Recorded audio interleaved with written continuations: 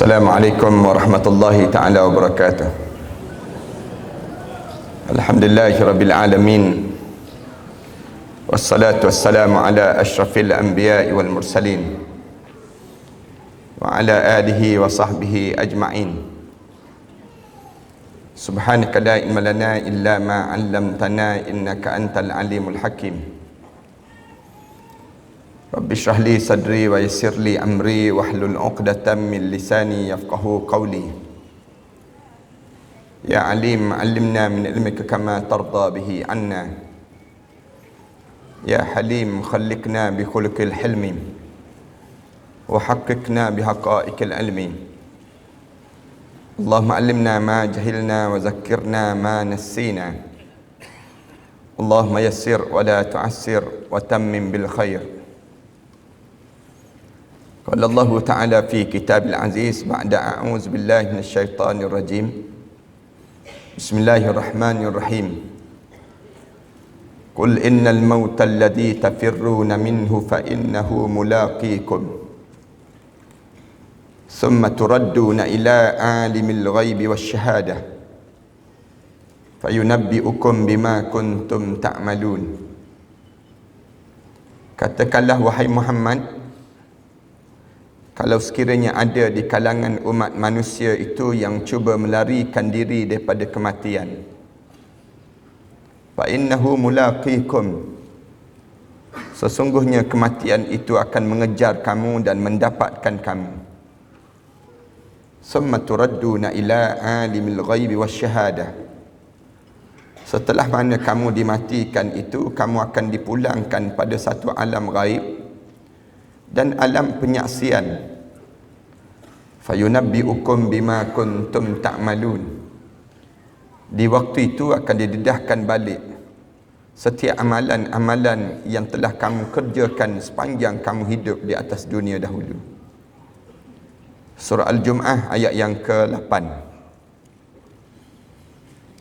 Yang dihormati saudara pengerusi majlis, yang dihormati pengarah dan penggerak, muslimin dan muslimat sekalian, pertamanya marilah sama-sama kita mengaturkan rasa syukur yang tak terhingga kita kepada Allah di atas nikmat panjangnya umur kita yang Allah kurniakan ini. Syukurnya kerana kita diberi kesempatan pada pagi yang baik ini untuk kita datang sekejap duduk dalam dewan yang indah ini bagi berbicara tentang satu tajuk yang penting dalam hidup kita, ataupun pada saat yang penting dalam diri kita, itu saat-saat menghampiri kematian dalam perjalanan hidup kita.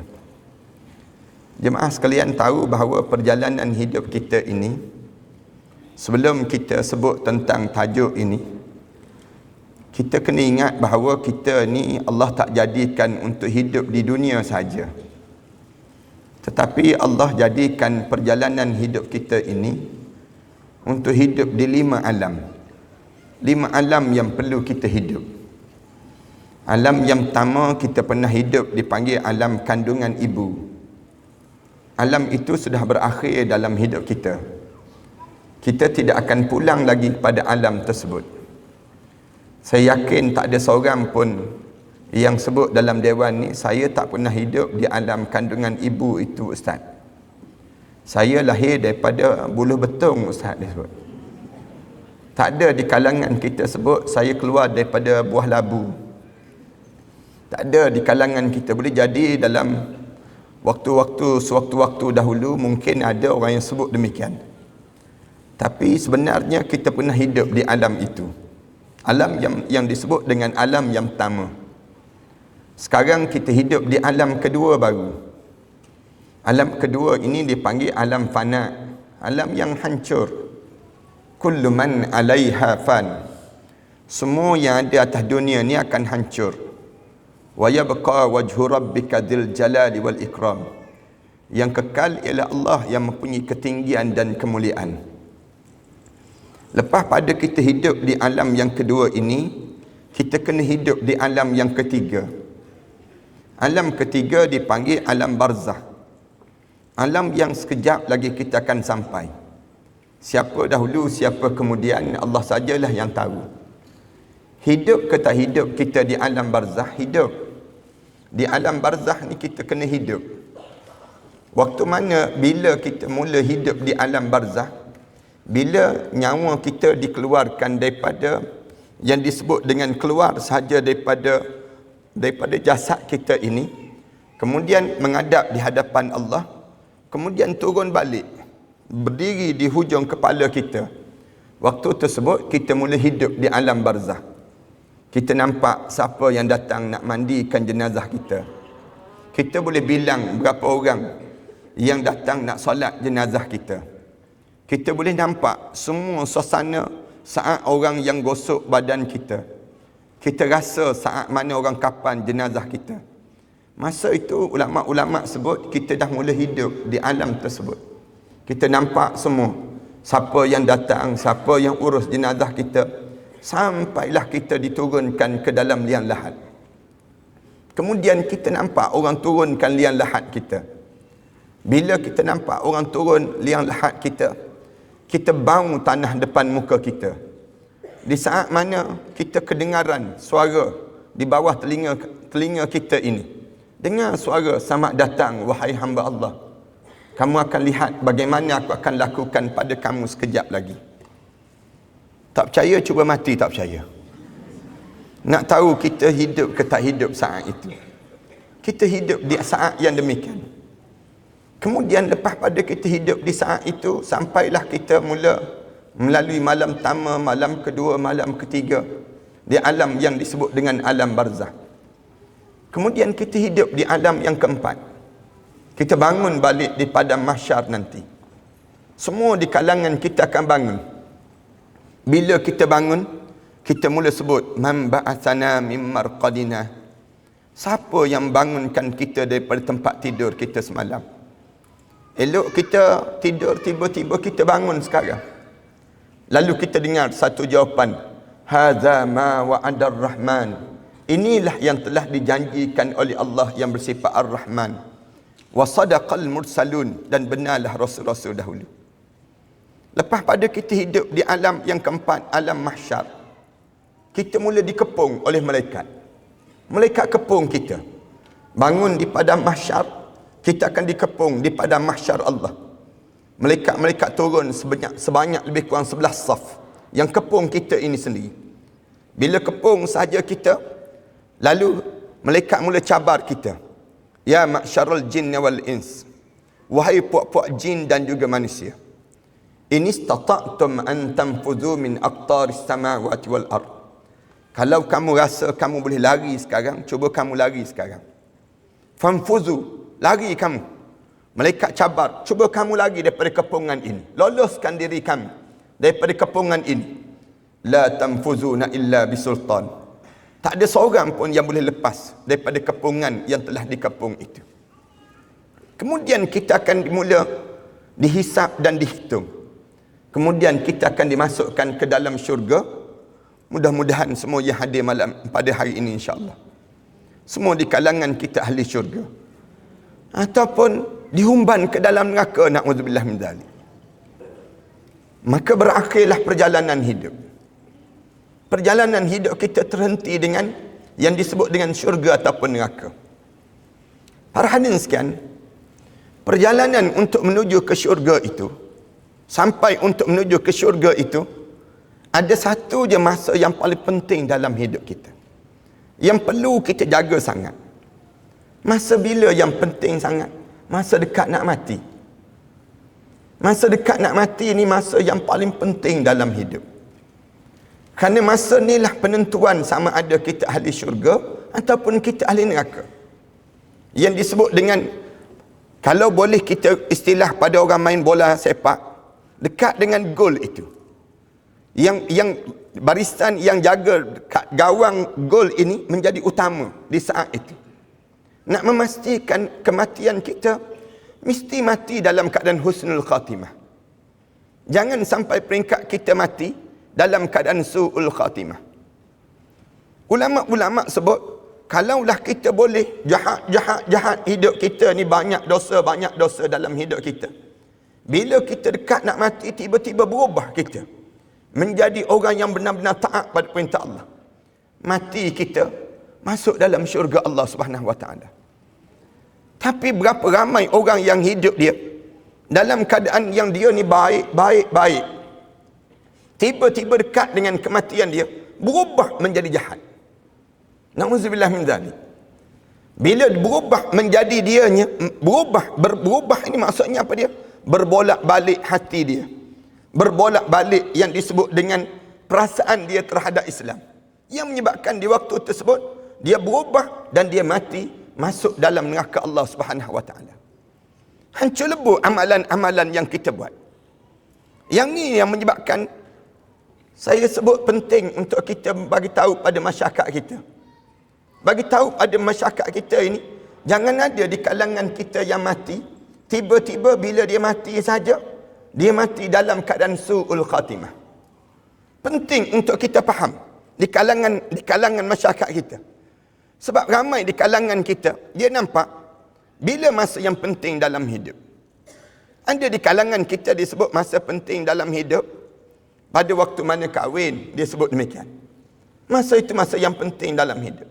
Ada yang sebut masa penting bila dalam hidup. Masa yang disebut dengan mereka menghadapi peperiksaan akhir dalam hidup mereka. Ada yang sebut masa yang penting dalam hidup ini. Bila masa yang penting dalam hidup ini? Mereka jawab, bila dalam keadaan yang mereka ini sendiri, mereka dalam keadaan yang saat-saat mereka menghadap di hadapan Allah Subhanahu Wa Taala, masa tersebut masa yang penting. Yang ni yang kita kena faham dalam diri kita. Yang menyebabkan kami mencadangkan untuk melakukan beberapa seminar-seminar, siri-siri, supaya masa yang paling penting dalam hidup, masa dekat dengan mati. Kerana masa dekat dengan mati ni, masa yang menentukan sama ada kita masuk syurga ataupun kita masuk neraka.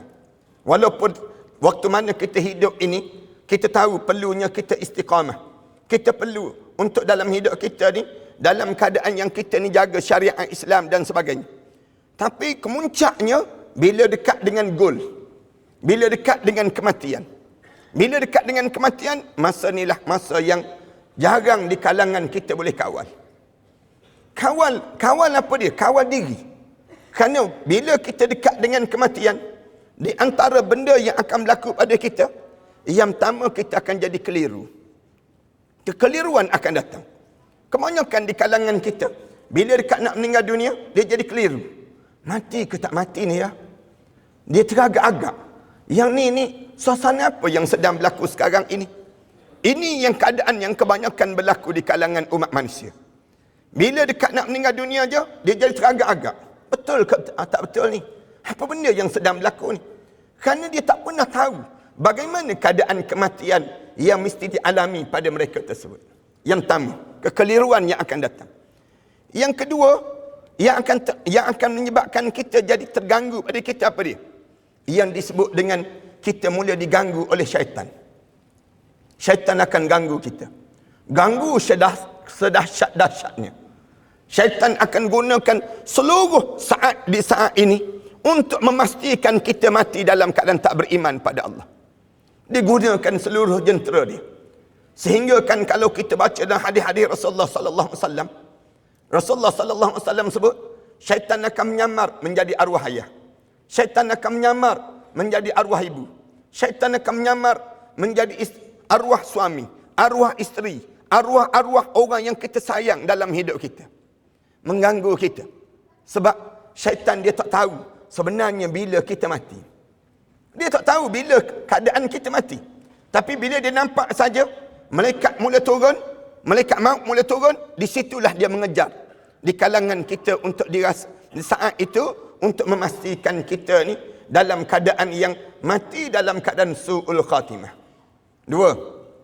Yang ketiga, saat mana kita dekat nak meninggal dunia, di antara perkara yang terjadi pada kita, kita teragak-agak nak meninggalkan dunia dan kita sedang mengalami satu saat yang dahsyat di waktu ini. Kita teragak-agak dengan satu suasana yang lepas. Kemudian kita dalam masa yang sama, kita sedang rasa sakit menanggung penderitaan sakarat. Kemudian yang ketiga, dalam masa yang sama, kita berfikir untuk melalui perjalanan yang akan datang. 3 benda tergerak dalam keadaan serentak. 3 benda ni sedang bergerak dalam satu masa. Fikir harta benda yang kita nak tinggal, anak-anak yang kita nak tinggal, keluarga kita yang kita nak tinggal, suasana kerjaya kita yang kita nak tinggal. Yang ni pun satu pemikiran pada kita yang menyebabkan kita terganggu. Dalam masa yang sama, kita sedang mengalami satu perasaan yang tak pernah kita rasa, yang disebut dengan sakarat. Rasulullah sebut, inna sakaratun azim.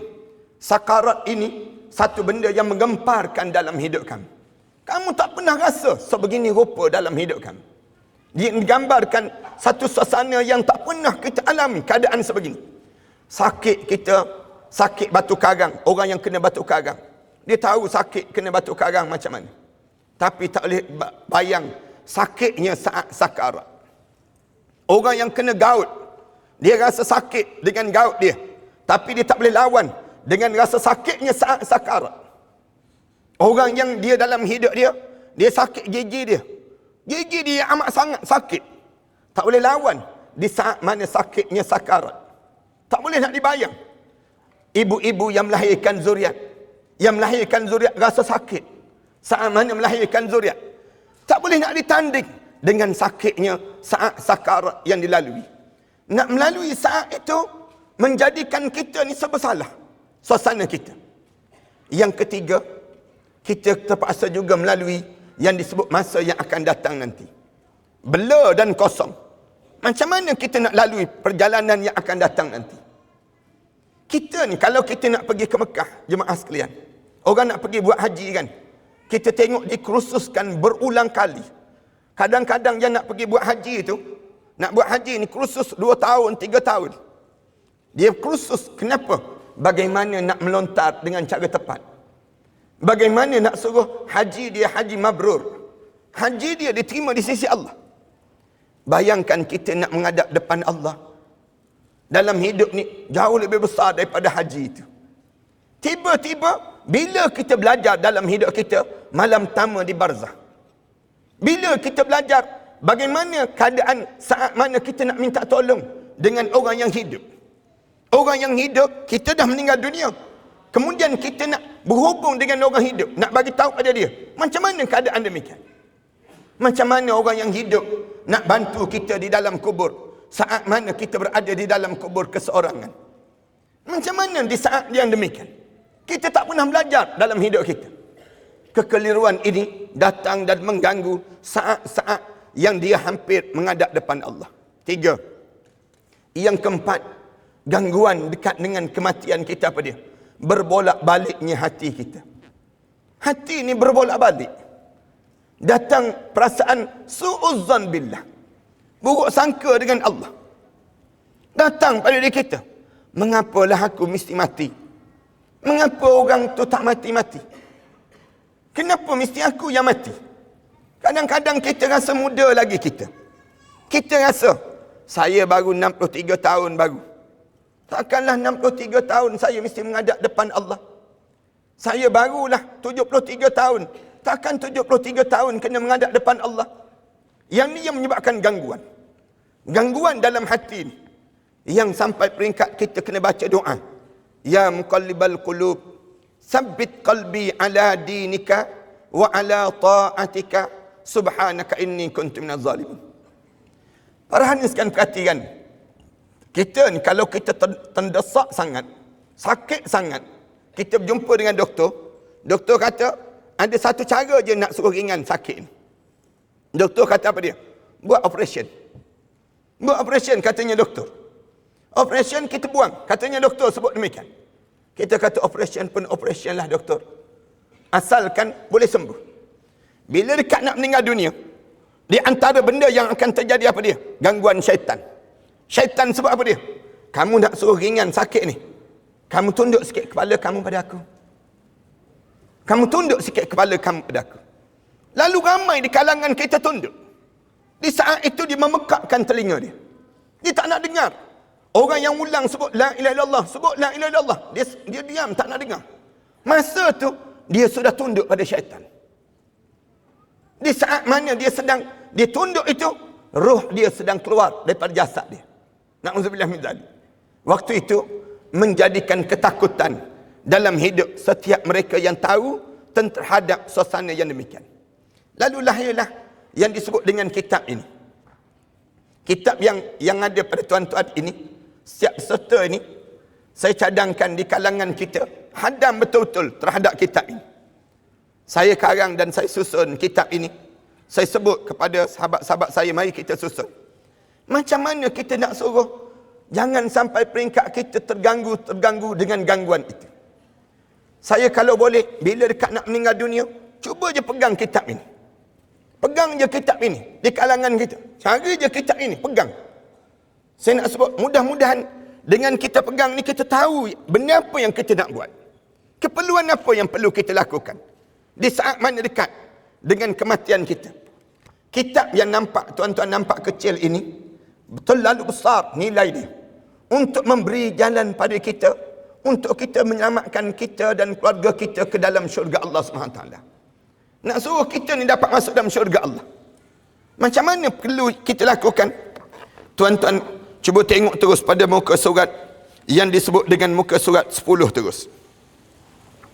Muka surat 10 terus daripada kitab ini. Muka surat 10 ni supaya cepat sikit habis tengah hari ni insya-Allah.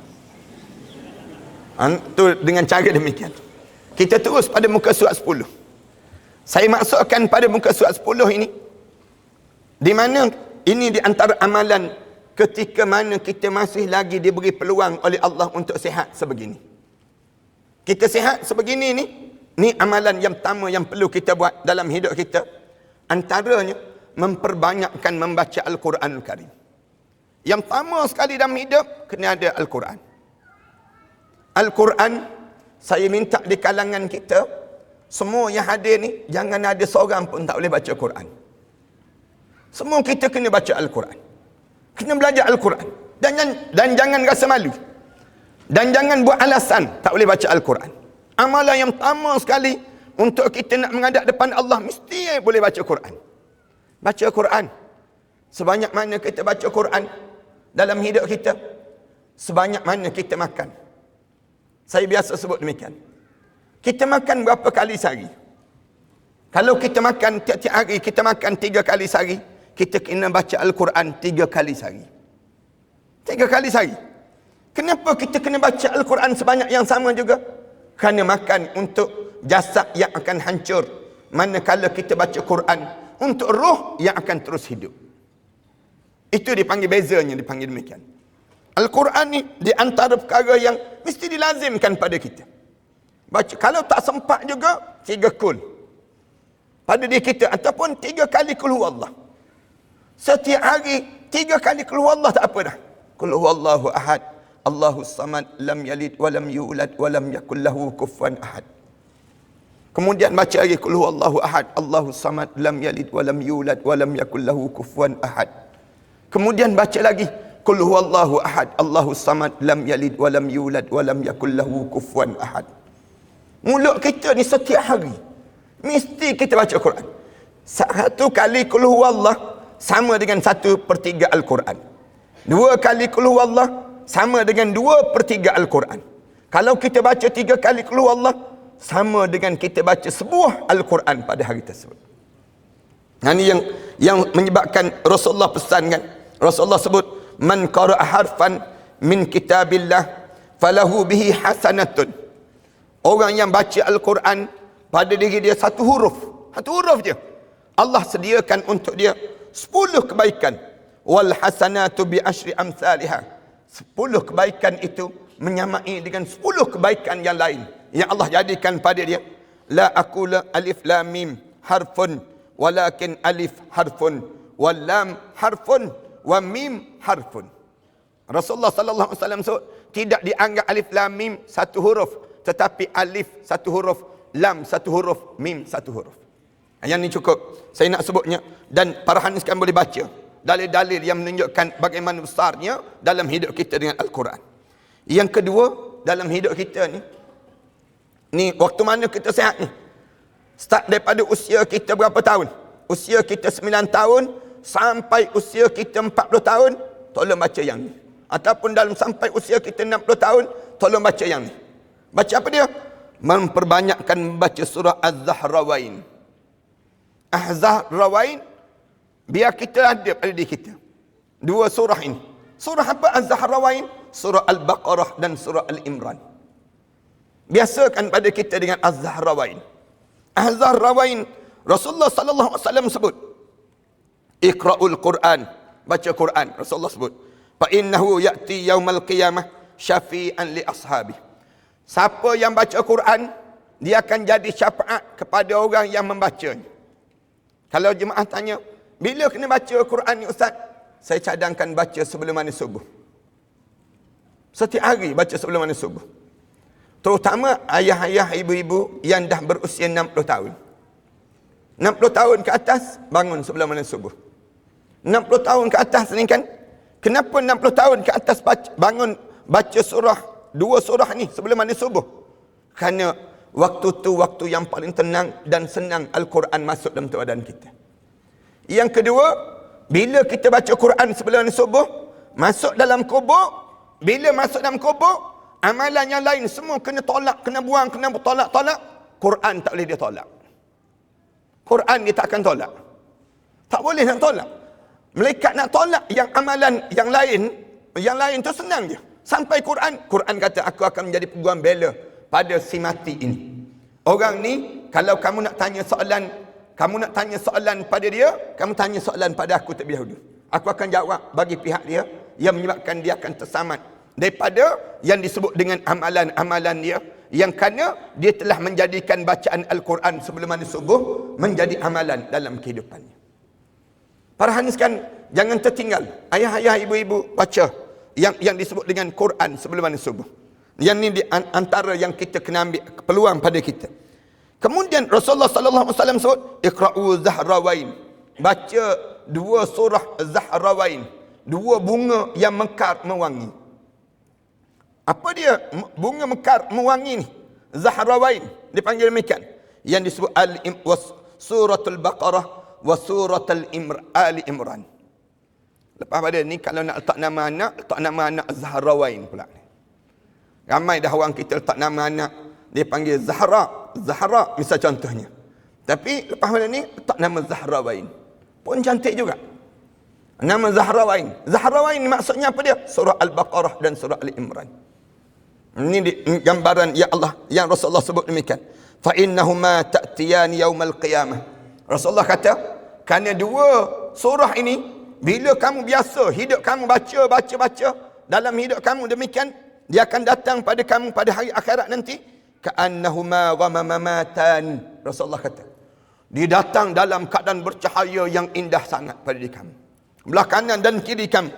Au ka'annahuma ghayayatan, au ka'annahuma firqan min tayrin. Rasulullah sebut, seumpama dia datang pada hari kiamat, seumpama dua awan yang besar ataupun satu kelompok burung yang penuh di langit itu, yang penuh, yang cantik sangat, yang datang memberi cahaya pada kamu. Min tayr sawafun tuhajjani an ashabihima, membawa dalam keadaan burung yang menjadi hujah pembela pada orang yang sentiasa baca dua surah ini sendiri, surah Al-Baqarah dan surah Al-Imran. Orang Melayu kita ni, dia suka baca surah Yasin kan? Surah Yasin je dia baca. Sebut surah Al-Baqarah, terlentang tu dia. Surah Al-Baqarah panjang ustaz, 286 ayat dia sebut. Panjang sangat, yang menyebabkan kita tak nak baca demikian. Tak, Yasin pun baca, surah Al-Baqarah pun baca, surah Al-Imran pun baca. Ini biasakan pada kita demikian. Membiasakan, jangan lekat dengan Yasin je. Yasin tu sampai hafal dah kita ni. Manakala surah Al-Baqarah, yang tu pun kena hafal juga. Surah Al-Baqarah ni pun kena hafal juga pada diri kita. Banyakkan hafalan-hafalan demikian. Rasulullah sebut, mana-mana rumah yang dibaca surah Al-Baqarah, nescaya syaitan tak akan masuk dalam rumah tersebut. Rumah kita ni, kita baca surah Al-Baqarah, tak masuk syaitan. Kan biasa kan rumah kita ni, bau hanyir je dalam rumah. ataupun bunyi guli yang bergerak dalam rumah kita. Kadang-kadang atas atap rumah kita tu, malam-malam bunyi je tutung atas atap rumah. Orang tanya apa benda tu? Musang dia tu. Musang apa dekat Bukit Damansara ni dia panggil? Nak sebutnya banyak sangat ke musang kat sini? Nak gambar tiap-tiap malam pula tu, rumah kita je kedengaran demikian. Tak, sebenarnya, apa benda ni? Syaitan yang sedang mengganggu rumah tangga kita. Kadang-kadang anak cucu kita balik ke rumah kita, balik je ke rumah kita, menangis je malam-malam. Tak boleh tidur je. Nampak syaitan banyak dalam rumah kita. Lalu bagaimana caranya? Baca surah Al-Baqarah. Rasulullah kata baca surah Al-Baqarah. Rumah yang dibaca surah Al-Baqarah, syaitan tak akan masuk dalam rumah tersebut. Rumah tangga kita ni benda-benda kecil pun berkelahi.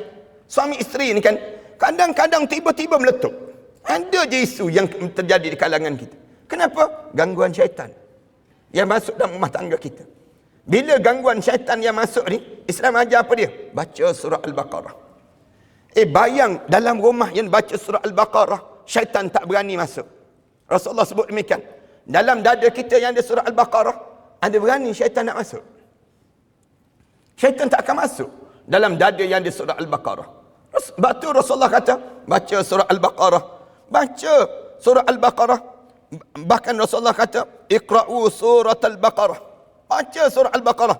Fa'in akhadha barakah. Siapa yang hidup dia sentiasa baca surah Al-Baqarah, dia ambil surah Al-Baqarah dalam dada dia, penuh keberkatan dalam hidup dia. Allah berkatkan dalam perjalanan hidup dia. Wa tarakaha hasratan. Rasulullah sebut hasratun, manakala kamu tinggalkan surah Al-Baqarah, menjadi kerugian dalam hidup kamu. Wala tastati'alha batalah. Rasulullah kata, sihir-sihir tak akan terjadi pada orang yang ada surah Al-Baqarah padanya. Mana-mana orang yang ada surah Al-Baqarah, sihir tak akan kena pada dia. Terbatal sihir tersebut. Orang yang cuba sihir kita, pulang balik sihir tersebut pada orang yang menyihir. Ini kelebihan surah Al-Baqarah. Satu kali ada orang tanya pada saya kan, Ustaz, apa dia pelindung yang terbaik untuk diri kita jangan terkena sihir? Surah Al-Baqarah. Dalam dada kita ni, di mulut kita je, duduk senyap-senyap je, alif lam mim zalikal kitab la raiba fihi hudal lil muttaqin alladzina yu'minuna bil ghaib wattaba'u ma tatlu syayatin ala mulki Sulaiman amana ar-rasul bima unzila ilaihi min rabbih wal mu'minuna kullun amana billah. Kita ni sentiasa hidup dengan surah Al-Baqarah je. Di bibir kita je demikian. Siapa yang cuba sihir kita, pulang balik sihir itu pada orang tersebut.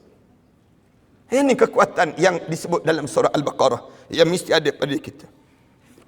Kemudian yang ketiga, pada muka surat 14. Amalan yang kita kena ada, yang biasa-biasa ni dulu. Nak suruh kita ni sentiasa buat amalan ini. Apa dia? Selawat pada Nabi Muhammad sallallahu alaihi wasallam. Selawat ni di bibir je, jemaah sekalian. Sebanyak mana selawat? Sebanyak 1000 kali sehari. 1000 kali sehari. Biasakan diri kita ni, tanam mulai daripada hari ni, aku mesti selawat pada Rasulullah sebanyak 1000 kali sehari. Dalam hidup kita, orang tanya kenapa selawat banyak-banyak ni? Kerana nak suruh kita dapat syafaat Rasulullah sallallahu alaihi wasallam. Supaya kita dikenali di sisi Rasulullah sallallahu alaihi wasallam. Sekejap lagi bila masuk dalam kubur, kita tak jumpa dengan mak ayah kita terlebih dahulu. Kita tak jumpa dengan yang disebut dengan jiran tetangga kita. Yang kita jumpa Rasulullah terus. Bila kita berjumpa dengan Rasulullah, cuba kita bayang atas dunia ni kita tak selawat.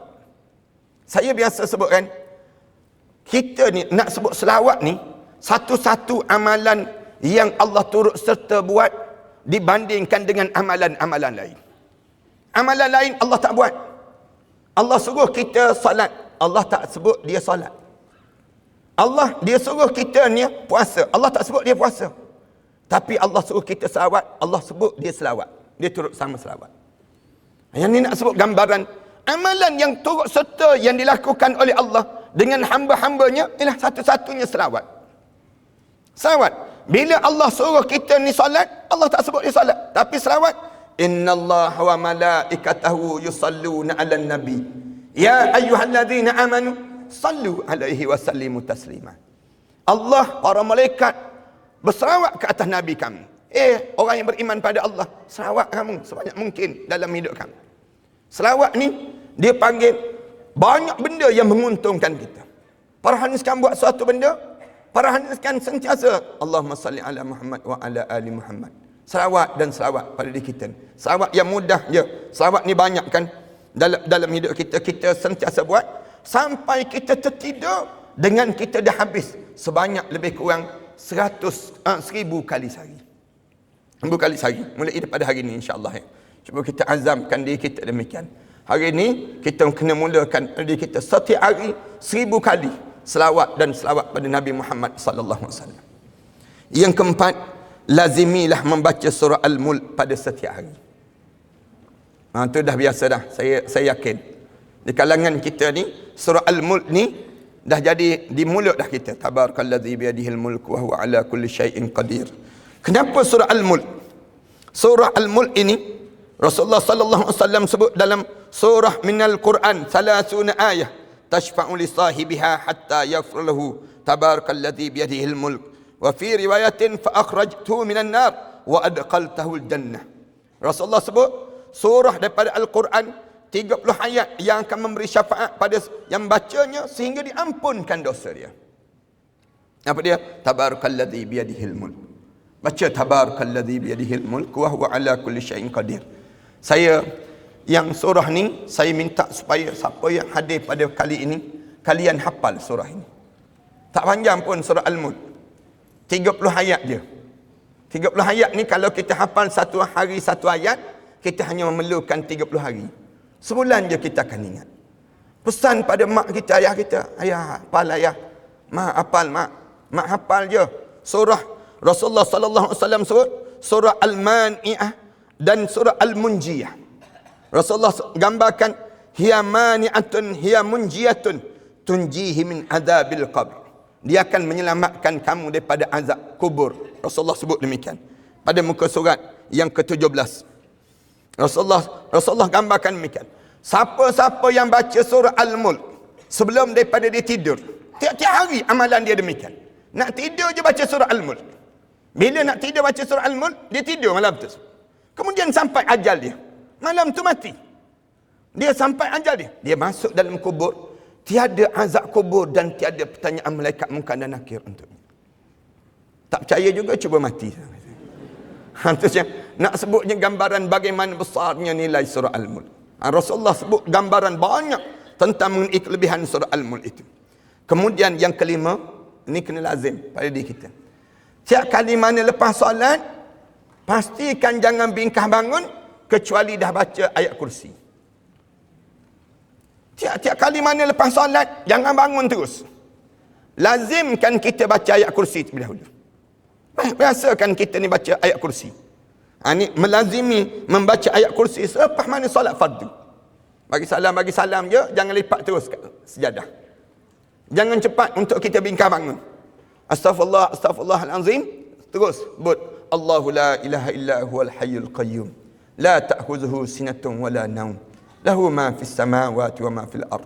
Baca sampai habis. Ayat kursi sebut, Rasulullah sebut, man qara'a ayatul kursi duburi kulli salatin lam yamna'hu min dukhulil jannah illa al-maut. Rasulullah sebut demikian. Tiap kali mana kamu baca ayat kursi, setelah mana selesai solat, yang kamu selesai solat saja, lam yamna'hu min dukhulil jannah. Tak ada benda yang menghalang kamu daripada masuk syurga Allah kecuali kamunya mati je, kata Rasulullah.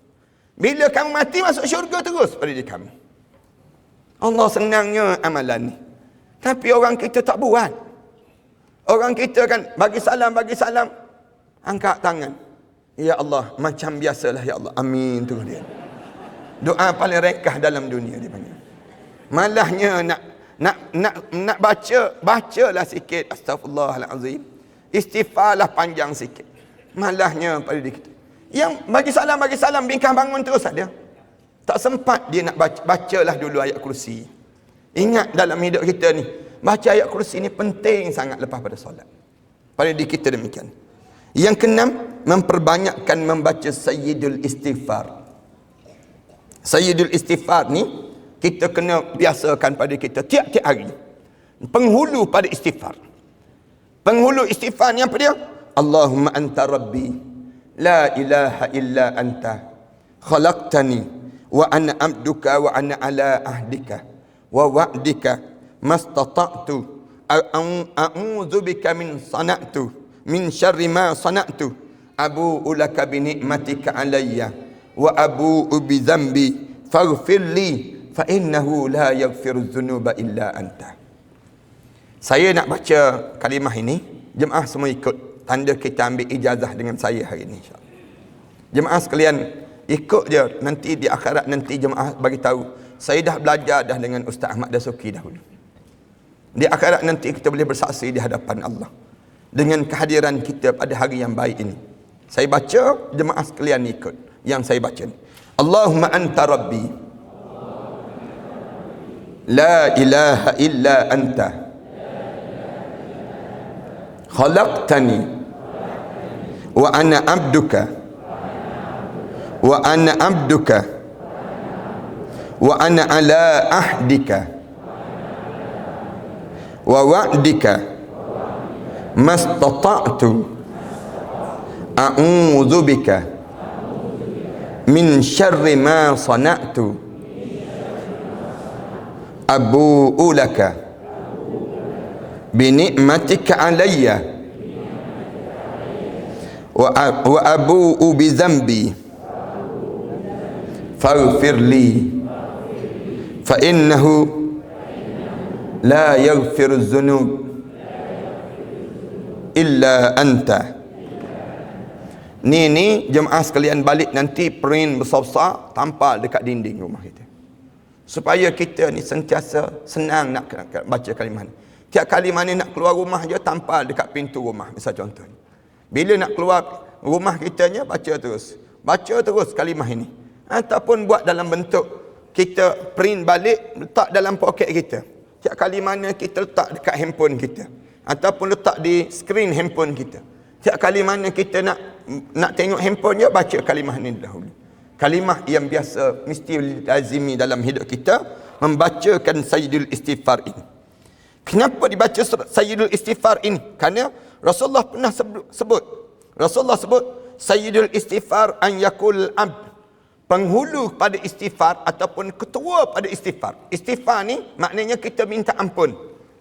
Rasulullah kata, ketua pada segala istighfar yang kamu minta ampun tu, kamu sebut Allahumma anta rabbi la ilaha illa anta khalaqtani wa ana abduka wa ana ala ahdika wa wa'dika mastata'tu a'udzu bika min syarri ma sana'tu abu'u laka bi ni'matika alayya wa abu'u bi dhanbi faghfir li fa innahu la yaghfiru dzunuba illa anta man qalaha min nahar. Rasulullah sebut, siapa-siapa yang dibaca pada siang hari penghulu istighfar ini, mukinan, dalam keadaan betul-betul yakin dalam jiwa dia, tak betul-betul dalam hati dia, kemudian famata min yaumi, tiba-tiba dia mati pada hari tersebut.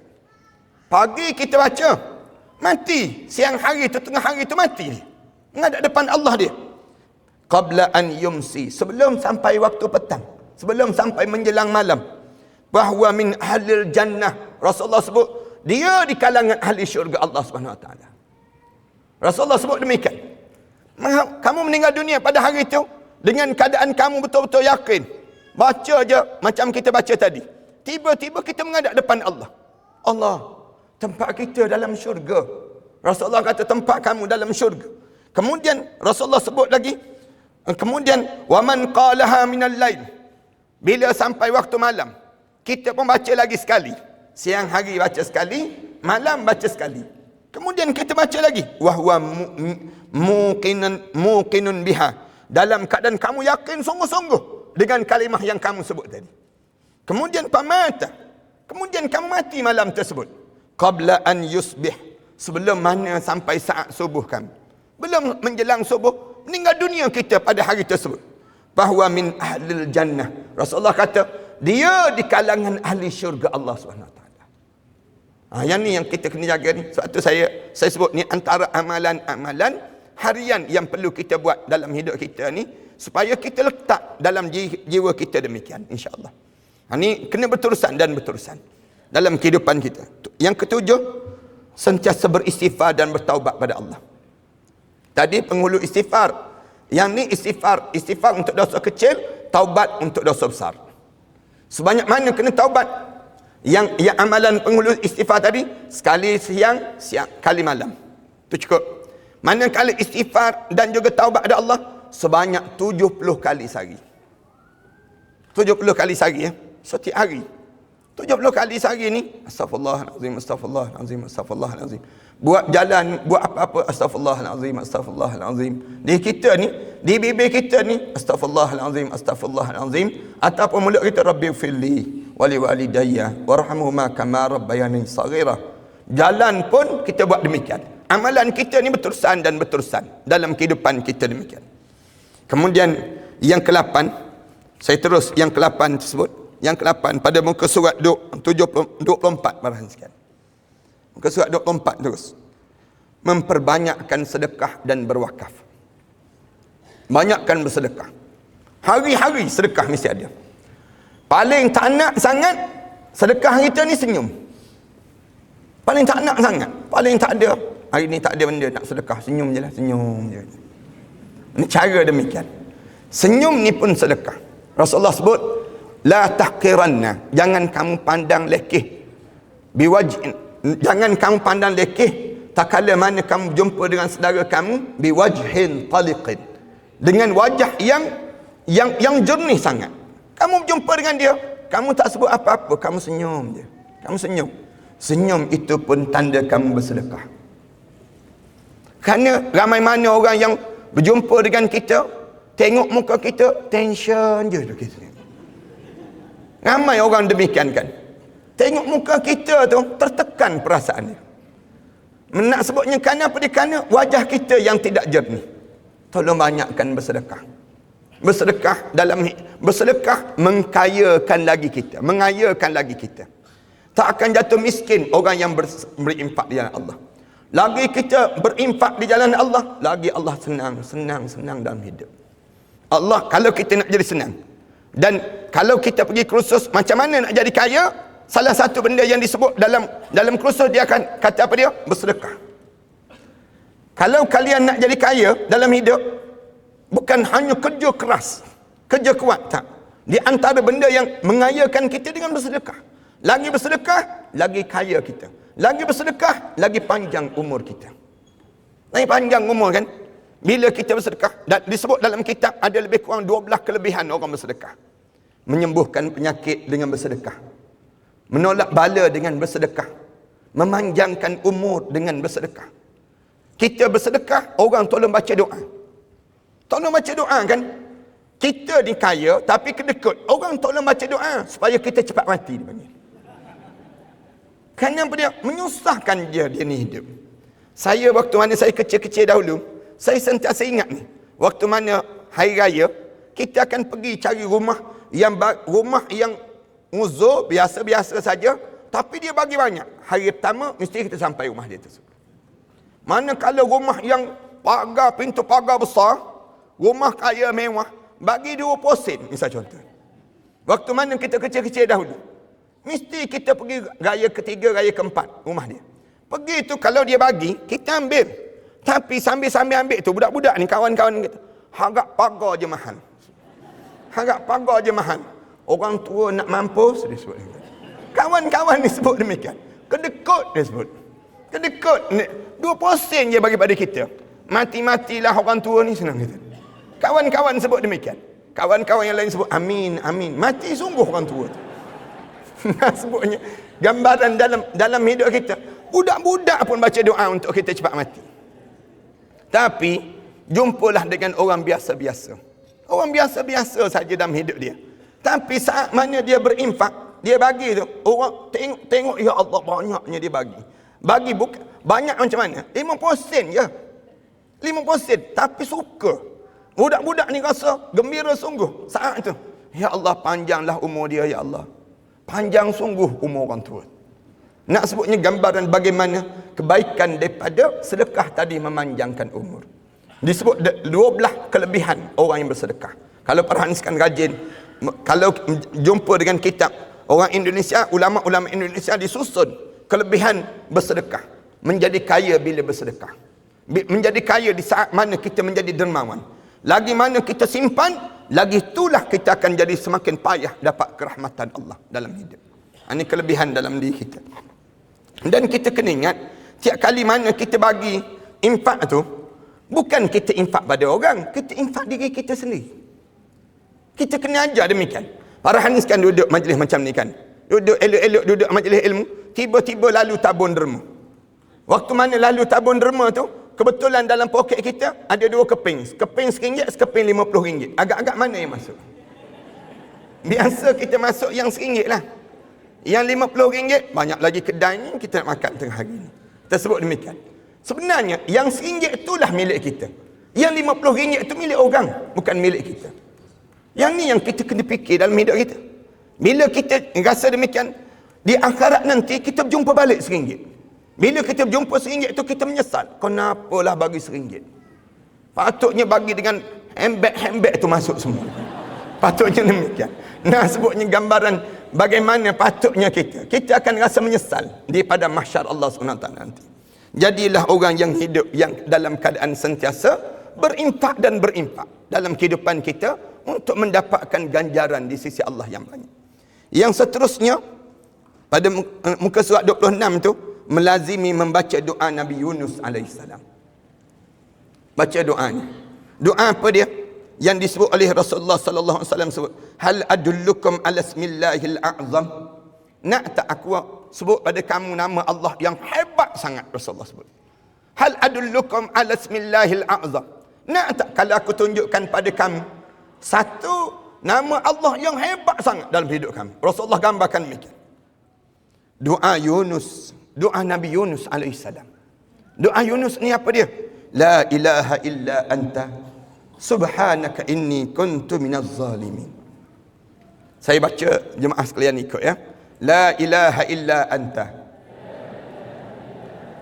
subhanaka inni kuntu minaz zalimin. Ni doa ni Rasulullah kata apa dia? Mana-mana seorang Muslim, Rasulullah sebut terus, fa ayyuman muslim da'a biha fi marad mauti. Dia yang baca doa ni dekat nak mati sebanyak 40 marrah, 40 kali.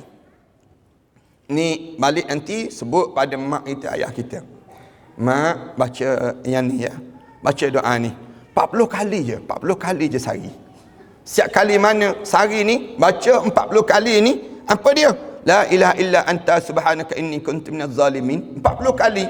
Dia baca 40 kali je, dia mati, zalika u'ti ajra syahid. Bila dia mati, Allah bagi pahala mati syahid di jalan Allah. Pahala mati syahid di jalan Allah. Mati syahid ni jemaah sekalian, ni pahala, dia bukan ganjaran. Ganjaran orang mati syahid ni, dia tak rasa sakit kematian, tak ada rasa sakarat. Satu-satunya yang tak rasa sakit sakarat ialah orang mati syahid. Orang mati syahid ni masuk dalam kubur, tak ada azab kubur, tak ada pertanyaan malaikat munkar dan nakir. Tak ada, nikmat terus, nikmat untuk diri dia. Darah dia tu menjadi saksi di hadapan Allah. Orang mati syahid tak perlu dimandikan jenazah dia, tak perlu nak disolatkan jenazah dia. Malaikat-malaikat tolong mandikan dan solatkan jenazah dia. Manakala pakaian yang dia gugur syahid itu menjadi saksi di hadapan Allah nanti, dia bangkit dengan pakaian-pakaian itu. Kelebihan orang mati syahid, dia boleh tarik lebih kurang, satu riwayat kata 70 orang. Ada yang riwayat kata 40 orang ahli keluarga dia yang confirm dalam neraka Allah, tarik bagi syafaat masuk dalam syurga Allah SWT. Besarnya kelebihan orang mati syahid. Tapi tempat kita ni tak adalah peluang nak mati syahid. Yang ada peluang di bumi Palestin, di bumi Syria yang sedang golak. Kita tak perlu pergi. Maksudnya kita tak perlu nak pergi ke sana. Tapi tempat kita ni tak sampai tahap demikian. Kita memilih bukan cara itu. Kita milih cara untuk kita menegakkan kalimah Allah melalui suara-suara kita, melalui yang disebut dengan amalan-amalan kita. Yang ni yang digambarkan pada kita demikian. Wa in bara'a wa qad ghufira lahu jami'u dzunubi. Kalaulah sekiranya dia bebas, maka terbebaslah dia daripada neraka Allah. Wa in bara'a Rasulullah sebut. Kalau dia terselamat, selamat terus daripada azab kubur dan api neraka Allah. Wa qad ghufira lahu jami'u dzunubi. Bila dibaca 40 kali saja, Allah bagi apa dia? Terampun segala dosa-dosa dia yang besar, sebelum daripada ini, semua dosa-dosa itu telah diampunkan di sisi Allah. Kerana apa dia? Kerana nak baca sampai 40 kali sehari ni payah. Susah pada diri kita demikian. Kemudian yang ke-10, amalkan solat sunat duha setiap hari. Sunat duha ni bermula daripada lebih kurang 7.30 sampai pukul 11.30, 11.45 pagi itu, maka berakhir waktu solat sunat duha. Amalkan pada kita demikian. Duha ini. Kelebihan sunat duha ni disebut banyak dalam hadis Rasulullah sallallahu alaihi wasallam ini sendiri. Yang ke-11, hidupkan akhir malam dengan solat sunat tahajud. Ni amalan biasa, umum dahulu. Kita sebut orang yang umum terlebih dahulu. Macam kita ni, yang proses ini, kita buat amalan ini. Tetapi ada sikit lagi, orang yang betul-betul dekat dengan confirm dah dekat nak mati.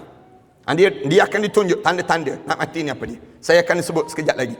Tapi nak sebutnya, yang ke-11 ni, menghidupkan akhir malam dengan sunat tahajud. Sunat tahajud ni macam mana? Yang terbaik, buat macam Rasulullah buat. Rasulullah buat macam mana? Rasulullah tidur lepas isyak, Rasulullah bangun pukul 2 pagi, Rasulullah solat 13 rakaat, kemudian Rasulullah tidur balik. Rasulullah tidur balik, kemudian Rasulullah bangun untuk solat subuh. Itu yang terbaik. Yang ni saya tak cadangkan pada jemaah orang Melayu kita. Orang Melayu kita ni, kalau dia tidur, dia bangun, kemudian dia tidur, dia tak bangun-bangun. Itu yang jadi masalah jadi. Orang Melayu kita jadi demikian. Kerana mungkin kita berada di kawasan Khatulistiwa. Mungkinlah boleh jadi kerana demikian. Ataupun mungkin memang tabiat orang Melayu kita. Dan ada alasan-alasan tersendiri. Tapi kalau tak boleh buat yang ni, buat yang kedua. Cara yang kedua apa dia?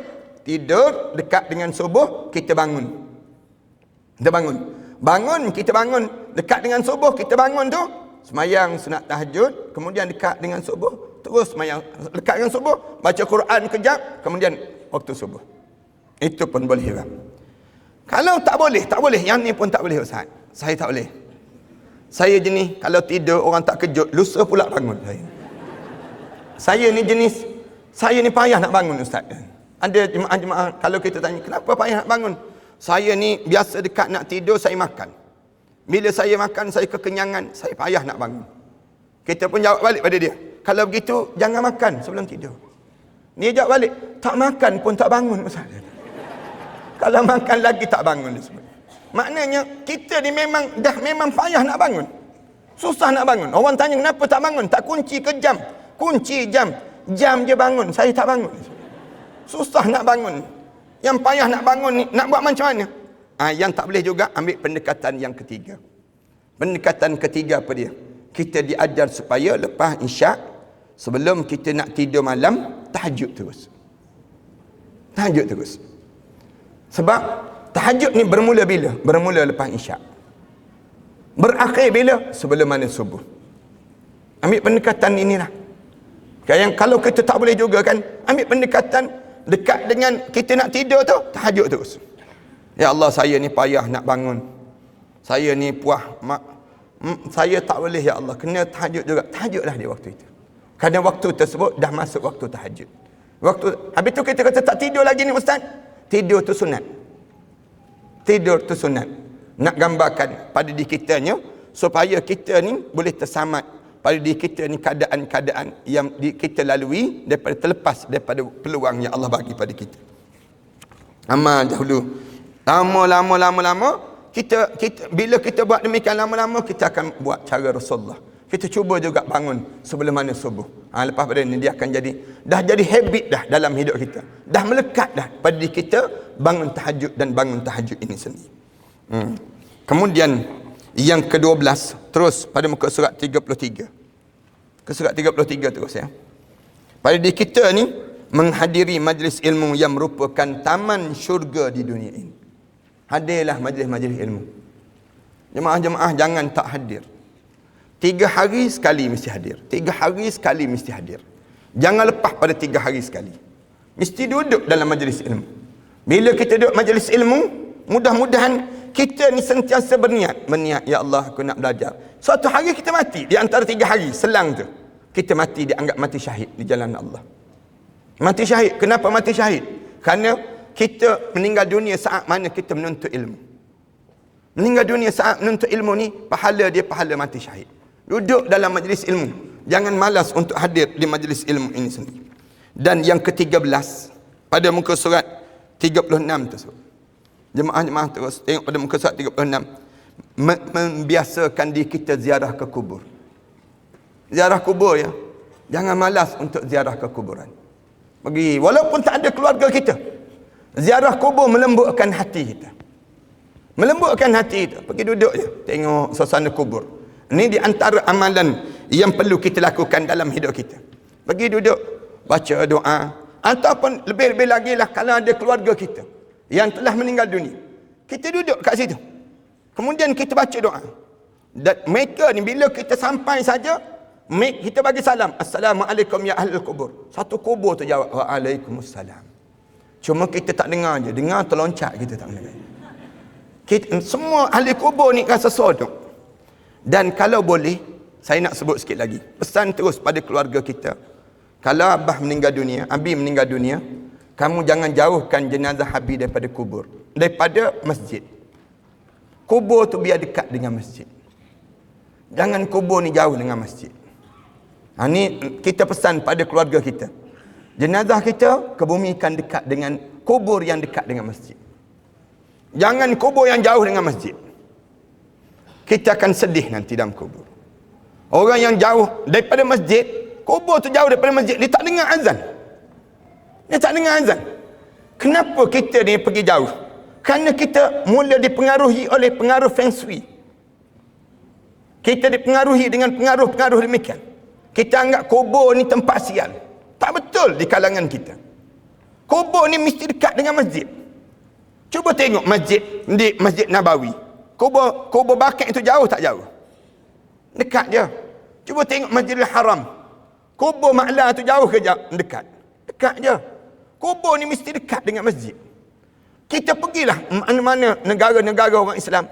Kubur ni bukan tempat dia bertendang. Kubur ni tempat dekat dengan rumah Allah. Kenapa dekat dengan rumah Allah? Senang orang nak bagi salam. Senang orang nak baca doa. Dan orang dalam kubur ni nak suruh dapat rahmat daripada orang yang datang ke masjid je, dia baca doa, kita dengar azan, kita dengar setiap kali bacaan Quran, semua tu mendatangkan kebaikan di dalam kuburan itu. Itu cara demikian. Boleh jadi juga kenapa kubur ni jauh daripada masjid? Kerana yang dikebumikan jenazah itu jauh daripada masjid. Hidup dia jauh daripada masjid. Yang menyebabkan jauh jugalah budaya kita ni jauh daripada masjid. Hidup ni jauh dengan masjid. Padahal masjid ni mesti dekat dengan hati orang mukmin. Dalam kehidupan kita demikian. Supaya senang untuk diziarahi di kalangan kita. Kemudian seterusnya pada muka surat seterusnya 37 itu salah satu doa maksur yang sesuai untuk diamalkan sebagaimana yang dimuatkan oleh Imam An-Nawawi dalam kitab yang masyhur Riyadhus Salihin. Imam Muslim meriwayatkan kana Rasulullah sallallahu alaihi wasallam yuksiru an yaqul qabla an yamut. Rasulullah biasa banyak baca kalimah ini sebelum Rasulullah wafat. Rasulullah baca apa dia? Subhanakallahumma wa bihamdika astaghfiruka wa atubu ilaik. Kafaratul majlis dipanggil. Kafaratul majlis ini jadikan kelaziman dalam hidup kita. Kafaratul majlis ini kan, ni kalau kita borak dengan suami isteri kita, habis je borak sebut subhanakallahumma wa bihamdika asyhadu an la ilaha illa anta astaghfiruka wa atubu ilaik.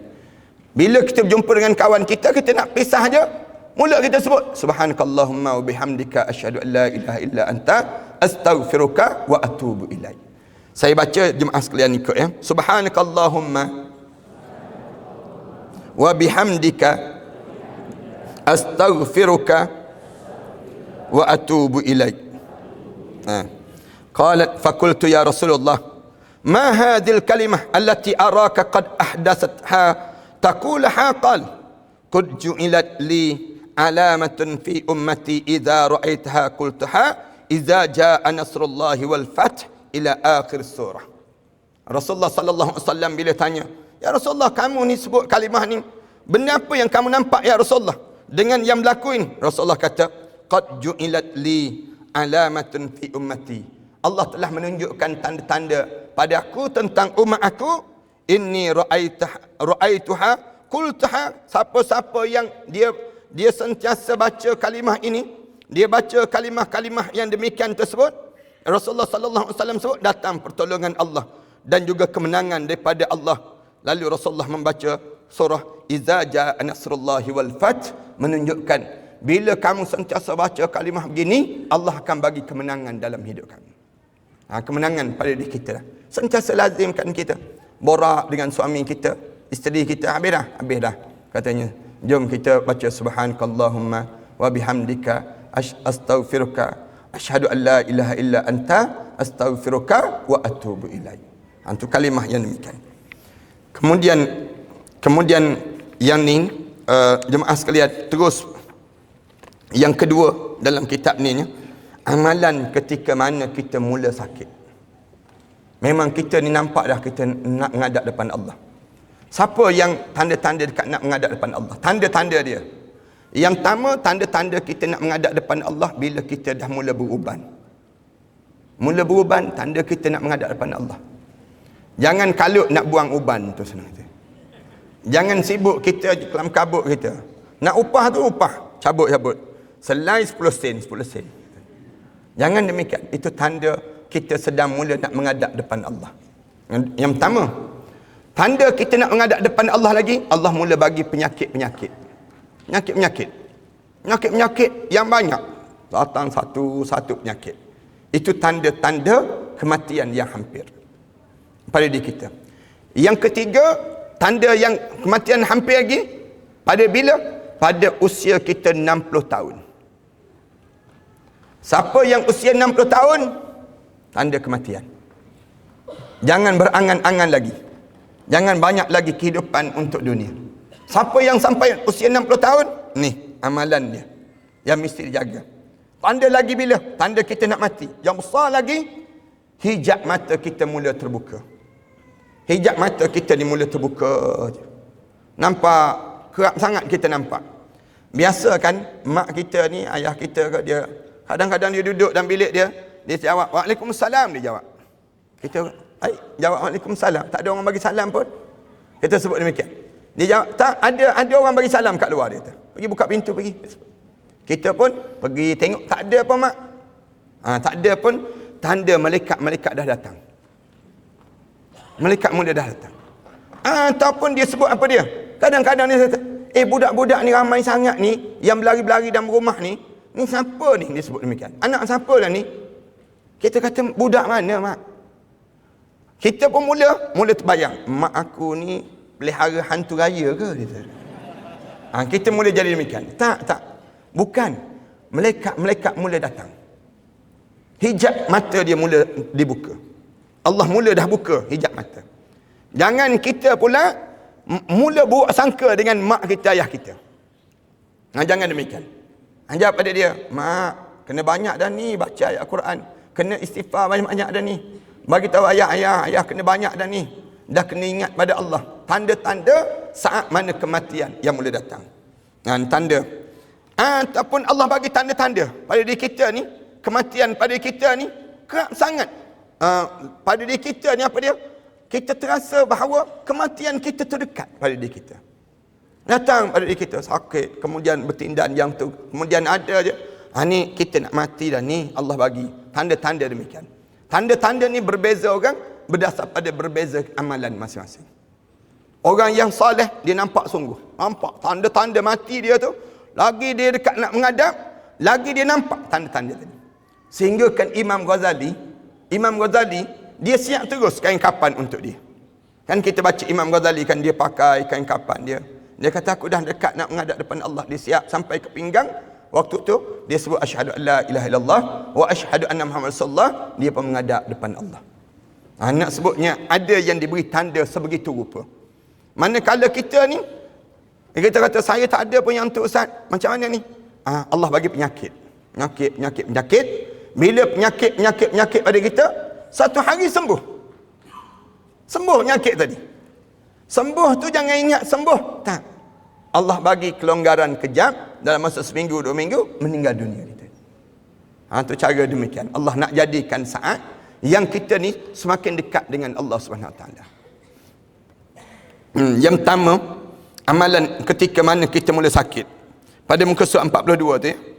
Amalan yang pertama, biasakan kita sebut la ilaha illa anta subhanaka inni kuntu minaz zalimin. Yang kita belajar sebentar tadi. Kemudian yang kedua, perbanyakkan salawat pada Rasulullah sebanyak 1000 kali. Usia 60 tahun, jangan tertinggal dah yang ni. Yang ni sentiasa amal pada kita. Yang ketiga, memperbanyakkan membaca surah Al-Ikhlas. Surah Al-Ikhlas ya. Qul huwallahu ahad, Allahus samad, lam yalid wa lam yulad wa lam yakul lahu kufuwan ahad. Ulang dan ulang. Pada diri kita demikian. Surah Al-Ikhlas. Kenapa surah Al-Ikhlas? Nak suruh kita jangan berbolak-balik hati kita. Surah Al-Ikhlas ni menancapkan jiwa dia dengan Islam. Kerana bila dekat nak meninggal dunia, kita ni teragak-agak ni. Di antara benda yang teragak-agak, syaitan datang menyamar menjadi arwah ayah. Syaitan sebut jangan mati dalam Islam, jangan mati. Ni abah. Abah, roh kita sampai di halqum ni. Bila tarik sampai ke halqum, syaitan sebut, ni abah. Abah yang ayah yang pernah membesarkan kamu waktu mana kecil dahulu. Jangan mati dalam Islam. Kamu matilah dalam Yahudi. Abah mati dalam Yahudi dahulu. Waktu mana tarik sampai ke halqum tu, bila sampai ke halqum ni, roh kita sampai ke halqum tersebut, kita cuba nak mengucap. Kadang-kadang kan Imam Malik kata, cuba kamu pergi dekat dengan orang nak menghadap depan Allah. Bila dia dekat menghadap depan Allah, kemudian kamu ajar dia mengucap. Sebut asyhadu an la ilaha illallah. Dia senyap je. Ataupun dia geleng kepala. Dia geleng kepala tu, dia bukan geleng kepala pada kamu, Imam Malik sebut. Tapi dia sedang geleng kepala pada syaitan yang sedang mengganggu pada diri saat. Kita pula bila kita ajar orang, sebut asyhadu an la ilaha illallah wa asyhadu anna Muhammad rasulullah, dia geleng kepala. Kita kata jahatnya dia ni. Nak mati pun geleng kepala lagi kita sebut. Jangan. Tapi bila nak menghadap depan Allah dia geleng kepala, dia sedang geleng kepala pada syaitan yang berada sebelahnya. Syaitan ganggu pada dia. Syaitan kata jangan mati dalam Islam. Jangan mati dalam Islam. Bila kita cuba juga, syaitan menyamar menjadi arwah ibu pula. Digoyangkan buah dada dia. Ditunjukkan buah dada ni. Anakku, jangan mati dalam Islam. Ini Ummi. Ummi yang pernah membesarkan kamu. Waktu mana kamu kecil-kecil dahulu. Anakku, matilah dalam Kristian. Ummi mati dalam Kristian sewaktu-waktu dahulu. Bila sebut saja gitu. Saya sebut banyak kali ni. Syaitan Bukit Damansara ni tuan-tuan. Dia tak sebut mati dalam Yahudi. Dia tak sebut mati dalam Kristian. Orang kawasan ini tak kenal pun. Orang kita ni tak kenal pun Yahudi. Tak kenal pun Kristian. Tapi dia sebut apa dia? Ni yang terakhir ni dia sebut, anakku, matilah kamu dalam Islam liberal, dia sebut demikian. Matilah kamu dalam Islam nasionalis, dia sebut.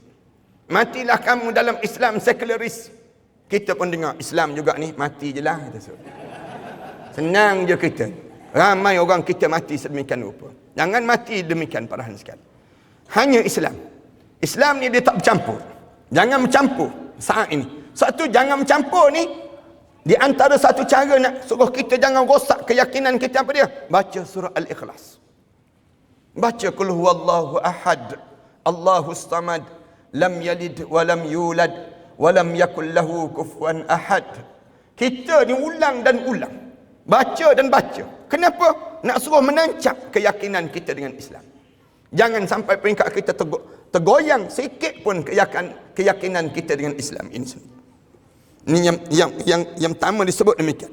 Rasulullah sebut man qara'a qul huwallahu ahad fi maradihi alladhi yamutu fihi lam yuftan fi qabrihi wa amin min dagatihi al-qabri wa hamalathu al-malaikatu yawmal qiyamah bi akfafiha hatta tajidahu min sirat ila al-jannah. Rasulullah sebut siapa yang baca surah Al-Ikhlas, dia baca surah Al-Ikhlas bila dekat dengan kewafatan dia, dekat dengan kematian dia, baca saat mana dia sakit, alladhi yamut, dengan sakit itu dia baru mati. Sakit dia baru mati, fihi lam yuftan fi qabri, dia tidak difitnah dalam kuburnya. Fitnah kubur ni apa dia? Fitnah kubur.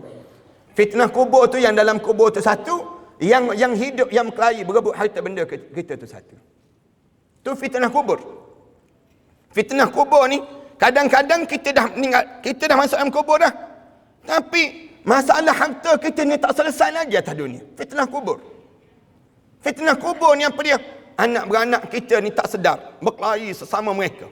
Masing-masing menegakkan nak hak masing-masing konon-kononnya. Akhirnya terbawa-bawa kita dalam kubur. Macam mana nak selamat ni? Baca surah Al-Ikhlas. Kita tak kena yang demikian. Yang pertama, wa amin min daghatil qabri. Yang kedua, kamu akan selamat daripada yang disebut dengan dagat, himpitan kubur. Himpitan kubur ni bila? Bila jenazah kita ni turun saja dalam kubur tu, pum terus. Belum sampai ke bawah lagi. Jenazah tu belum sampai ke bawah, dah berlaku himpitan kubur.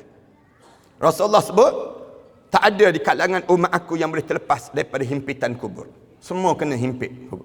Kena himpitan kubur di kalangan kita. Cuma kuat dan juga ringan. Salah satu nak meringankan daripada himpitan kubur ni apa dia? Baca surah Al-Ikhlas. Baca surah Al-Ikhlas. Kenapa dia kita kena himpitan kubur? Kerana kita payah nak bersyukur. Ramai di kalangan kita ni nak sebut Alhamdulillah ni payah. Banyakkan kita boleh sebut nasib baik ya. Nasib baik datang pagi ni. Kalau tak datang menyesal dia. Nasib baik kita. Ada kita nak sebut Alhamdulillah. Mulut kita kan. Kita keluar bilik air. Ada kita nak sebut Alhamdulillah. Payah. Keluar bilik air tu tepuk perut je. Lega. Nak sebut Alhamdulillah payah. Kita ni nak sebut Alhamdulillah tu payah dalam hidup. Bangun tidur. Ada kita nak sebut Alhamdulillah. Alhamdulillahilladzi ahyana. Hidup balik aku begini ya Allah. Bangun tidur tu. Celik mata tu. Tanya terus. Handphone mana handphone? Apa WhatsApp pagi ni? Nak sebutnya gambaran bagaimana kita kena himpitan kubur. Dua. Wa hamlatuhul malaikah yaumal qiyamah bi aqfiha hatta tujiduhu min sirati ilal jannah. Bila bangun di akhirat, dia akan diusung oleh malaikat Allah sehingga laju dia melalui titian sirat Allah Subhanahu Wa Taala nanti. Ini dua. Ini yang ketiga, amalan yang ketiga. Amalan yang keempat, para hadirin sekalian tengok pada muka surat 45. Tengok pada muka surat 45 ya. Amalan yang keempat, melazimi membaca Al-Hawqalah. Bila kita ni sakit sangat dah, sebutlah Al-Hawqalah ini. Hawqalah ni apa dia? La haula wala quwwata illa billahil aliyyil azim. Ni ulang yang ni. Dalam hidup kita ni ada ujian yang Allah kena pada diri kita. Ujian dalam Al-Quran sebut 5 ujian. Ujian yang besar yang pada diri kita kena. Ujian wal ju', rasa lapar. Yang pertama rasa takut. Bila kita rasa takut, kita diajar supaya sebut hasbunallah wa ni'mal wakil wala haula wala quwwata illa billahil aliyyil azim. Ini kalimat yang pertama. Yang kedua, kita ujian lapar. Bila lapar, banyakkan pada kita sebut la haula wala quwwata illa billahil aliyyil azim. Hasbiyallah wa ni'mal wakil wala haula wala quwwata illa billahil aliyyil azim. Yang ni ujian ni. Orang yang dekat dengan mati, dia jadi rasa lapar, haus yang amat sangat. Lalu bagaimana cara dia diajar supaya nak suruh kenyangkan dia? Baca yang ni, kalimah ini. Baca apa dia? La haula wala quwwata illa billahil aliyyil azim. Man qala inda mauti la ilaha illallah wallahu akbar wala haula wala quwwata illa billahil aliyyil azim lam tat'amhu nar abada. Rasulullah sebut, siapa-siapa yang dekat nak mati pada dia, tiba-tiba dia sebut la ilaha illallah wallahu akbar wala haula wala quwwata illa billahil aliyyil azim, dia tidak akan dimamah oleh api neraka Allah sampai bila-bila. Saya baca, jemaah ikut ya. La ilaha illallah wallahu akbar wala haula wala quwwata illa billahil aliyyil azim. Itu yang keempatnya, jemaah sekalian, yang amalan yang perlu kita lakukan pada kita. Yang kelima, zikir ni. Ni kalau yang dah terbaring atas katil, tak boleh bergerak dah, buat amalan ini. Zikir amalan ini. Amalan apa dia? Yang diajar oleh Rasulullah sallallahu alaihi wasallam kepada yang disebut dengan Abu Hurairah radhiyallahu anhu. Ini amalan yang besar ni. Yang ni yang sentiasa saya sebut di mana-mana pun, antara ilmu yang saya dapat daripada guru saya dahulu. Saya belajar dekat Mesir dahulu. Kemudian guru saya kata, ni baca doa ni. Saya dapat daripada guru saya dapat sampai Nabi Muhammad sallallahu alaihi wasallam. Lalu dia baca doa ni. Dia baca doa ni. Hafal doa ni disebut. Bagi tahu pada keluarga kamu. Bila kamu boleh baca doa ni, bila saat mana kamu sakit, terbaring, tak boleh bangun dah. Kamu tahu dah dengan sakit ni bawa kematian pada diri kamu. Kamu baca doa ni, kamu tidak akan dimakan oleh api neraka Allah, tempat kamu dalam syurga Allah SWT. Rasulullah sebut, tanya pada Abu Hurairah, nak tak Abu Hurairah kalau aku ajar doa ini pada kamu? Katanya Abu Hurairah, ya Rasulullah, tolong sebut pada aku ya Rasulullah, apa yang perlu aku baca ya Rasulullah. Lalu Rasulullah baca, kemudian diikuti oleh Abu Hurairah, kemudian dibaca oleh guru saya ikut bacaan tadi, kemudian saya nak baca pada seminar ini, jemaah-jemaah ikut doa ini. Doa yang kita baca ini, hujung nanti saya sebut, saya ijazahkan doa ini pada setiap jemaah yang hadir. Maka jemaah jawab, saya terimalah ijazah ini. Saya baca, jemaah ikut ya.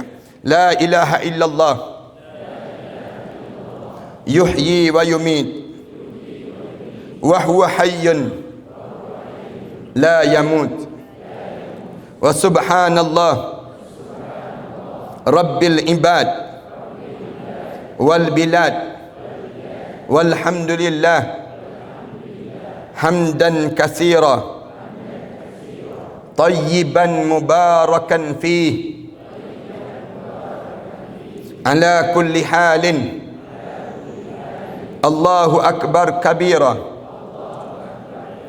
kibriya rabbina wa jalalatuhu wa qudratuhu bikulli makanin Allahumma in kunta amrattani litaqbida ruhi fi awwali maradi hadha faj'al ruhi fi arwahi man sabaqat lahum minkal husna wa ba'idni minan nar kama ba'anta awliya'aka alladhina sabaqat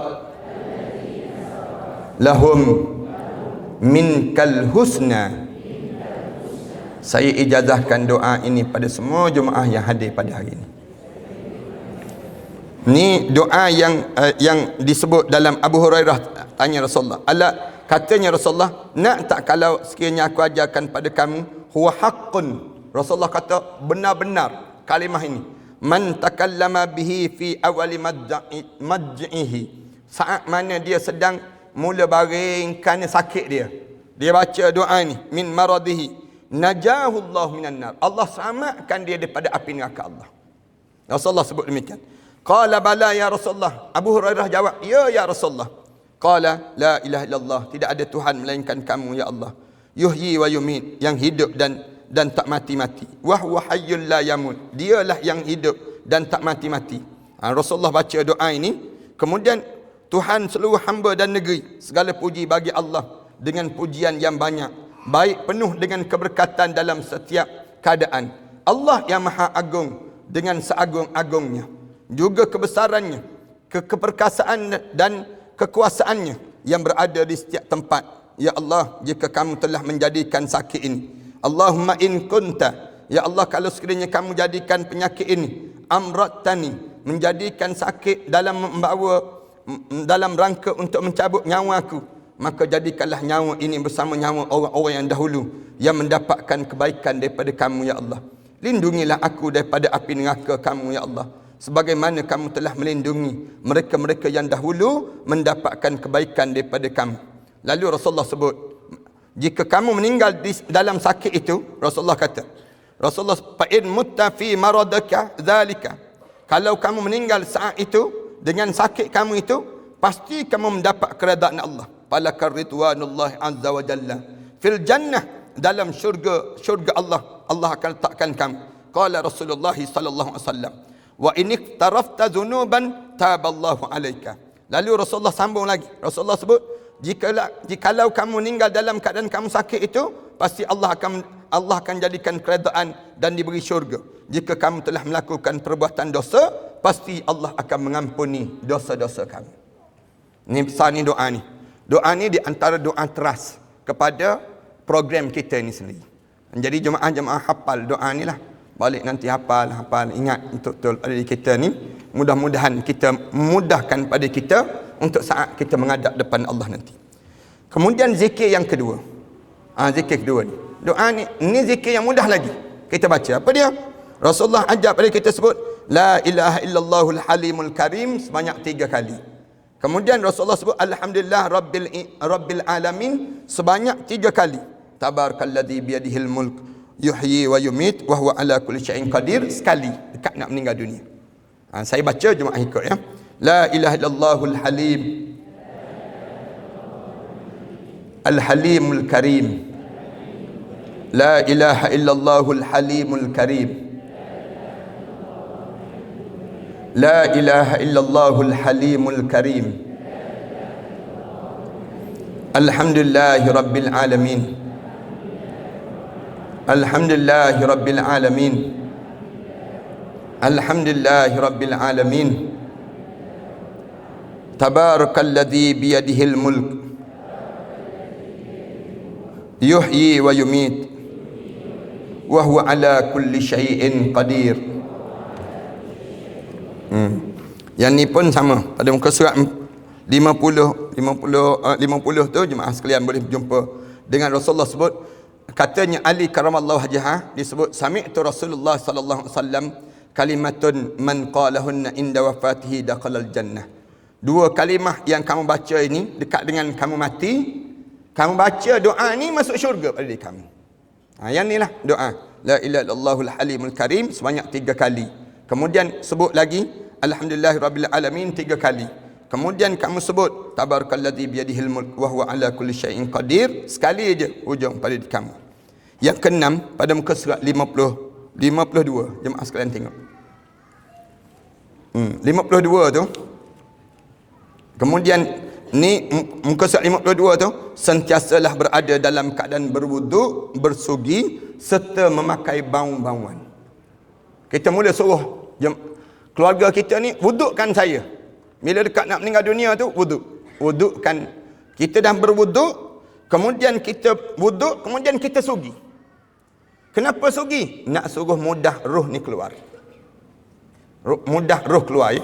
Sebab tu saya cadang kalau jemaah-jemaah kat rumah sediakan kayu sugi, letak dalam peti ais. Letak dalam peti ais di rumah kita. Biar ada kayu sugi. Bukan maksud dengan berus gigi, tapi kayu sugi. Ulama-ulama kata kayu sugi tu dia akan memudahkan roh keluar. Jangan kita pula dah payah-payah kita buka atap rumah. Kita buat benda yang tak ada faedah dia panggil. Dah terbuka atap tu, senang pula hujan turun.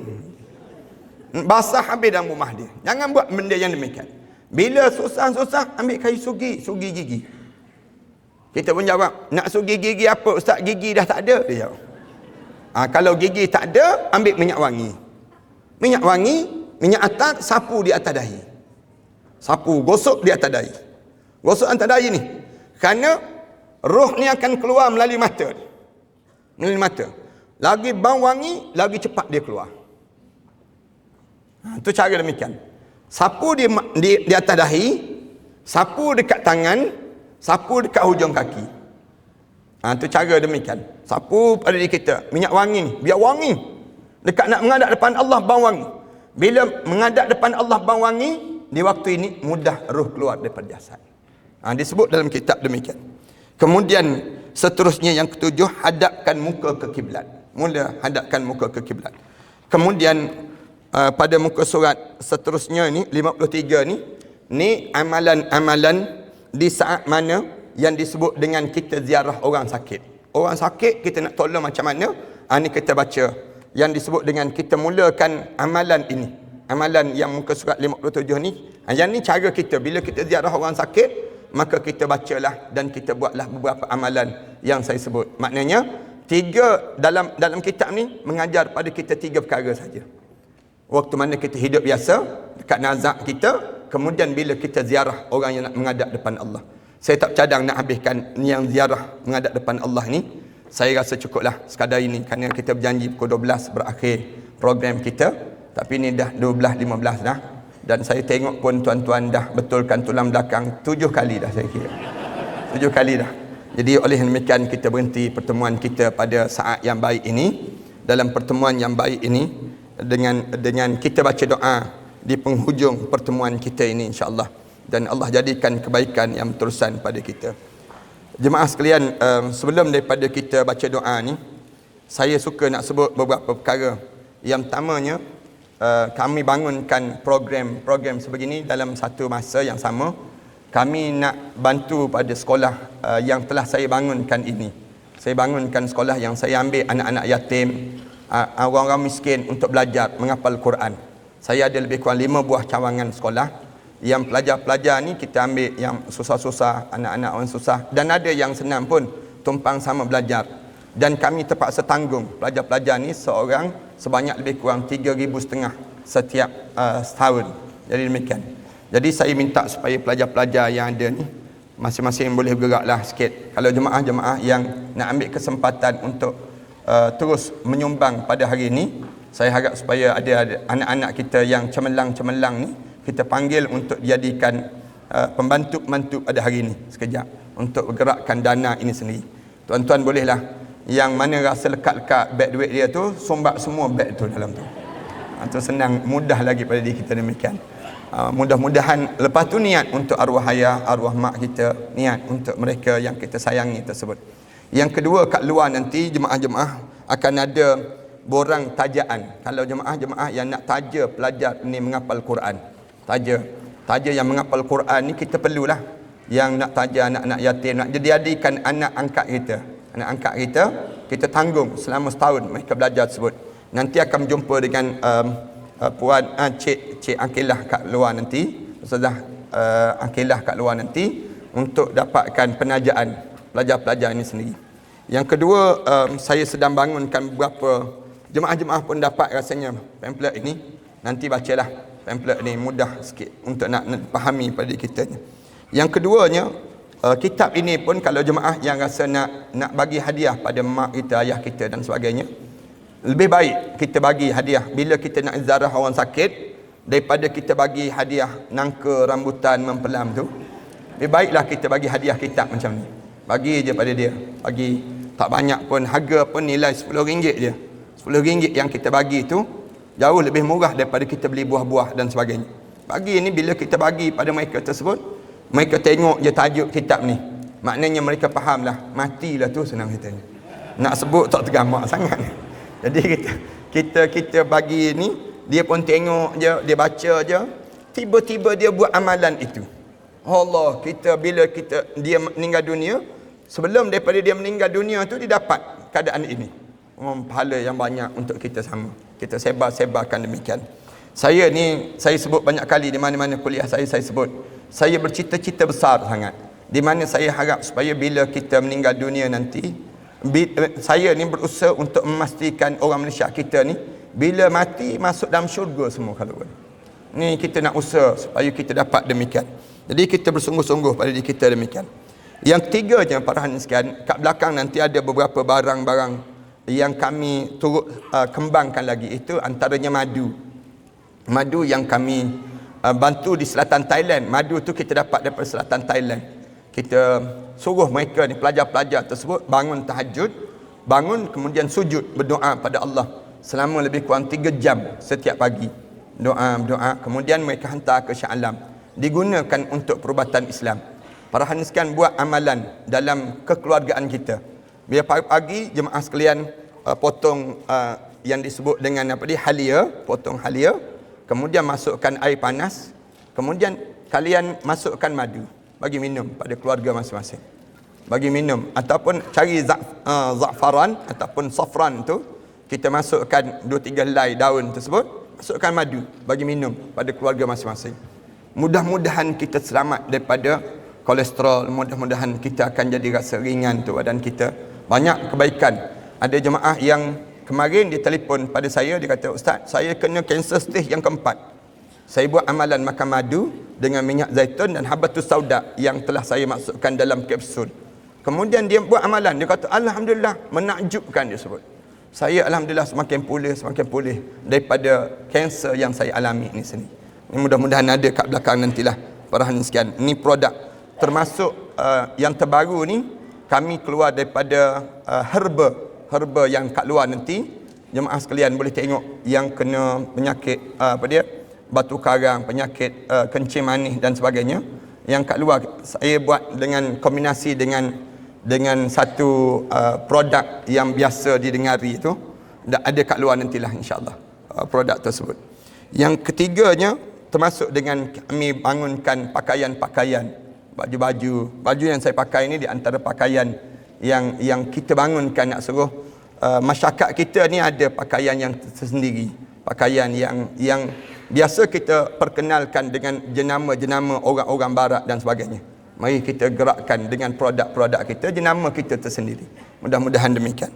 Dan dalam masa yang sama insya-Allah di sana ada sumbangan untuk satu lagi, dalam tempoh sehari dua ni kita perlu nak beli buku-buku rujukan pelajar-pelajar ini sendiri. Jadi ada tabung sama kat luar nanti kalau jemaah-jemaah yang ingin turut serta memberi sumbangan untuk beli buku-buku keperluan pelajar-pelajar untuk mereka menjadi rujukan pada mereka ini sendiri. Terima kasih di atas kesempatan yang terbaik ini. Mudah-mudahan Allah panjangkan umur kita dan Allah masukkan kita di kalangan hamba Allah yang saleh. A'udzubillahi minasyaitanirrajim. Bismillahirrahmanirrahim. Alhamdulillahirabbil alamin. Wassalatu wassalamu ala asyrafil anbiya'i wal mursalin wa ala alihi wa sahbihi ajma'in. Allahumma ighfir dhunubana wa liwalidina warhamhuma kama rabbayana shaghira wa li jami'il muslimina wal muslimat wal mu'minina wal mu'minat al ahya'i minhum wal amwat. Ya Allah, ya Tuhan kami, saat mana kami mendatangi dewan ini tadi ya Allah, kami datang dengan dosa-dosa yang banyak ya Allah. Kami tadahkan tangan ini ya Allah, memohon keampunan terhadap dosa-dosa kami ini ya Allah. Ya Allah, ya Tuhan kami pohon pada kamu ya Allah terhadap apa yang pernah dipohon oleh Nabi kami Muhammad sallallahu alaihi wasallam. Jauhkanlah kami ya Allah daripada apa yang minta dijauhi oleh Nabi kami Muhammad sallallahu alaihi wasallam. Ya Allah, ya Tuhan kami mengakui perjalanan hidup ini penuh dengan ujian dan cabaran ya Allah. Kami tadahkan tangan doa ini ya Allah agar kamu tabahkan hati kami ya Allah. Kamu jadikanlah kami hamba kamu yang saleh ya Allah. Ya Allah, ya Tuhan kami, saat kami menadah tangan ini ya Allah, kami bergelumang dengan hutang piutang yang banyak ya Allah. Kamu tunjukkanlah jalan hidup kami ya Allah, untuk kami menyelesaikan segala hutang piutang yang kami lakukan dalam hidup ini ya Allah. Ya Allah, ya Tuhan kami mengaku ya Allah di atas kelemahan-kelemahan yang kami lakukan di atas dunia ini ya Allah. Kamu kuatkanlah jiwa kami ya Allah. Kamu kukuhkanlah hati kami ya Allah. Kamu tunjukkanlah kami jalan yang lurus ya Allah. Ya Allah, ya Tuhan kami mohon untuk mengadu kepada kamu ya Allah. Betapa lemahnya perjalanan hidup kami ini ya Allah. Kamu kuatkanlah hati kami ini ya Allah. Kamu tunjukkan jalan kekeluargaan kami ini ya Allah. Kamu luruskan perjalanan hidup ini ya Allah. Kamu pulangkanlah segala kejahatan musuh itu ya Allah di atas belakang-belakang mereka pula ya Allah. Ya Allah, ya Tuhan kami, izinkan bibir kami menyebut la ilaha illallah Muhammadur Rasulullah di akhir perjalanan hidup kami nanti ya Allah. Kamu berilah peluang dan kesempatan untuk kami ya Allah mengulangi kalimah-kalimah itu ya Allah. Jadikanlah saat kematian kami ya Allah kematian yang terindah dalam hidup ini ya Allah. Di saat mana roh kami melalui jasad kami ini ya Allah untuk menuju keluar daripada tubuh badan ini ya Allah, kamu jadikanlah saat itu ya Allah saat yang terindah sakarat kami ya Allah. Ringankanlah sakitnya kami itu ya Allah. Jauhkanlah bebanan kesakitan itu ya Allah. Jadikanlah saat mana kami mula menghadap di hadapan kamu nanti ya Allah, ditempatkan kami di kalangan illiyin ya Allah. Ya Tuhan kami, ya Allah, ya Tuhan kami, di saat mana terbujur kaku jenazah kami nanti ya Allah, kamu ampunkanlah dosa kami ya Allah. Dosa ayah kami, dosa ibu kami, dosa-dosa mereka yang bersama dengan kami ya Allah, dosa pasangan hidup kami ya Allah, dosa-dosa anak kami ya Allah. Ya Allah, ya Tuhan kami, ya Allah, ya Tuhan kami, jadikanlah saat terbujur kaku jenazah kami nanti ya Allah saat keampunan dosa-dosa kami ya Allah. Jadikanlah saat itu ya Allah saat-saat yang indah kami menemui kamu pula ya Allah. Ya Allah, ya Tuhan kami, Jadikanlah ya Allah saat dimandikan jenazah kami nanti ya Allah, kamu gugurkanlah dosa kami dengan guguran air merenjis badan kami itu ya Allah. Saat mana dikapankan jenazah kami nanti ya Allah, kamu putihkanlah amalan kami lebih putih daripada kain kapan yang balut jasad kami itu ya Allah. Saat mana kami mula diusung jenazah kami nanti ya Allah, untuk disolatkan jenazah kami nanti ya Allah, kamu pilihlah anak kami yang paling soleh ya Allah, ia akan mengimamkan solat jenazah kami nanti ya Allah, ia akan mengusung jenazah kami nanti ya Allah, ia akan membawa kami ke liang lahat nanti ya Allah. Di saat mana diturunkan jenazah kami nanti ya Allah, jadikanlah kubur kami mewangi dengan wangian raihan daripada syurga itu ya Allah. Saat mana kubur kami mula dibuka itu ya Allah, jadikanlah saat itu saat yang terindah dalam hidup kami ya Allah. Tutupkanlah liang lahat kami ini ya Allah dengan tanah-tanah yang mewangi ya Allah. Jadikanlah kubur kami ya Allah di antara taman pada taman-taman syurga ya Allah. Jangan kamu jadikan kubur kami di antara kawah kepada kawah-kawah neraka ya Allah. Ya Allah ya Tuhan kami, di saat mana kami bersendirian di alam barzah itu ya Allah, jangan kamu sunyikan daripada doa-doa anak yang saleh ya Allah. Kumpulkanlah kami dengan mereka-mereka yang saleh ya Allah di Illiyin ya Allah. Di malam pertama kami di barzah nanti ya Allah, ketemukanlah kami dengan arwah ayah kami, arwah datuk nenek moyang kami, arwah guru-guru kami, arwah-arwah jiran tetangga kami, arwah pasangan hidup kami, arwah anak kami, arwah-arwah yang mereka yang telah meninggal dunia sebelum daripada kami ini di Illiyin ya Allah. Lebih-lebih lagi lah ya Allah, ketemukanlah kami dengan arwah ayah kami ya Allah, yang telah meninggal dunia sebelum daripada kami ini di Illiyin ya Allah. Saat sebegini ya Allah, kerinduan itu seringkali bertandang dalam hidup kami ya Allah. Rindu saat kami tertidur di atas ribaannya dahulu ya Allah. Saat itu tangannya mengusap-ngusap kepala kami ya Allah. Rindu ya Allah saat pipinya menyentuh di pipi kami ya Allah, mencium berulang kali di kami ini ya Allah. Rindu saat kepulangan kami daripada persekolahan ya Allah, memeluk tubuh badan arwah ayah kami ya Allah. Rindu ya Allah saat tangannya menyuap ke bibir kami dahulu ya Allah. Rindu ya Allah saat kami mengaminkan doa arwah ayah kami dahulu ya Allah. Rindu ya Allah saat mana kami mendengar doa-doa arwah ayah kami dahulu ya Allah, kami mengaminkan doa-doanya itu dahulu ya Allah. Rindu ya Allah, kamulah yang mengetahui betapa rindunya kami saat itu ya Allah. Ya Allah, ampunkanlah dosa kami terhadap ibu bapa kami ya Allah, khususnya dosa kami terhadap ibu kami ya Allah. Seketika dahulu ya Allah, kami mengakui kami pernah bercakap kasar di hadapan ibu kami ya Allah. Kami pernah meninggikan suara di hadapan ibu kami ya Allah. Kami pernah menengking kata-kata ibu kami ya Allah. Kami pernah menggoriskan hati ibu kami ya Allah. Kami pernah melihat air matanya mengalir lesu di pipinya ya Allah. Kami tidak sengaja ya Allah. Kami tidak sengaja ya Allah. Kami tidak sengaja melukakan hati ibu kami ya Allah. Kami tidak sengaja melukakan hati ibu kami di saat itu ya Allah. Ya Allah, kami tahu ibu kami menyayangi kami ya Allah. Dalam kegelapan malam itu ya Allah, ibu kami mencium pipi kanan dan pipi kiri kami ya Allah. Ibu kami ya Allah berhutang keliling pinggang untuk membesarkan kami ya Allah. Ibu kami ya Allah menebalkan wajahnya ya Allah, menyiapkan persiapan hidup kami ini ya Allah. Ibu kami ya Allah turut demam saat demamnya kami ya Allah. Ibu kami melepaskan kami di saat mana kami meneruskan pengajian kami ya Allah. Ibu kami ya Allah, kamulah yang mengetahui betapa rindunya terhadap mereka, terhadap kami ya Allah. Ya Allah ya Tuhan kami, kerana dosa-dosa inikah pula ya Allah ia menyebabkan hati kami menjadi keras ya Allah. Kerana dosa-dosa inikah ya Allah ia menyebabkan kamu berpaling daripada rahmat kamu untuk kami ya Allah. Kerana dosa-dosa inikah pula ya Allah ia menyebabkan anak-anak kami pula enggan berbicara dengan kami ya Allah. Kerana dosa-dosa inikah pula ya Allah ia menyebabkan anak-anak kami menjadi keras hati mereka ya Allah. Kerana dosa-dosa inikah ya Allah ia menyebabkan kamu berpaling daripada rahmat kamu untuk kami ya Allah. Kerana dosa-dosa inikah pula ya Allah ia menyebabkan doa-doa kami tidak didengari lagi di sisi kamu ya Allah. Kerana dosa-dosa inikah ya Allah. Ya Allah, seburuk mana pun kami ini ya Allah, sejahat mana pun kami ini ya Allah, sekeji mana pun kami ini ya Allah, sekotor mana pun kami ini ya Allah, segunung mana pun dosa yang pernah kami lakukan di dunia ini, ya Allah, pandanglah kami dengan pandangan rahmat kamu, ya Allah. Pada siapa lagi kami mampu mengadu doa kami ini, ya Allah, kecuali kepada kamulah, ya Allah, yang kami tagihkan dan kami harapkan, ya Allah, agar kamu membantu kami, ya Allah. Kamu tolonglah kami, ya Allah, sehingga kami layak untuk ke syurga kamu, ya Allah. Bantulah kami, ya Allah, sehingga kami layak untuk ke syurga kamu, ya Allah. Bantulah kami, ya Allah, sehingga kami layak untuk ke syurga kamu, ya Allah. Bantulah kami, ya Allah, untuk kami bangkit di padang mahsyar nanti bersama dengan para nabi dan para awliya salihin, ya Allah. Ya Allah, senangkanlah kami melalui tikian sirat nanti, ya Allah.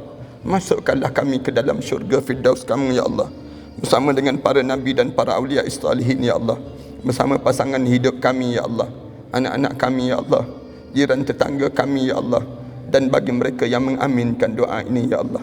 Rabbana 'alaika tawakkalna wa ilaika anabna wa ilaikal masir.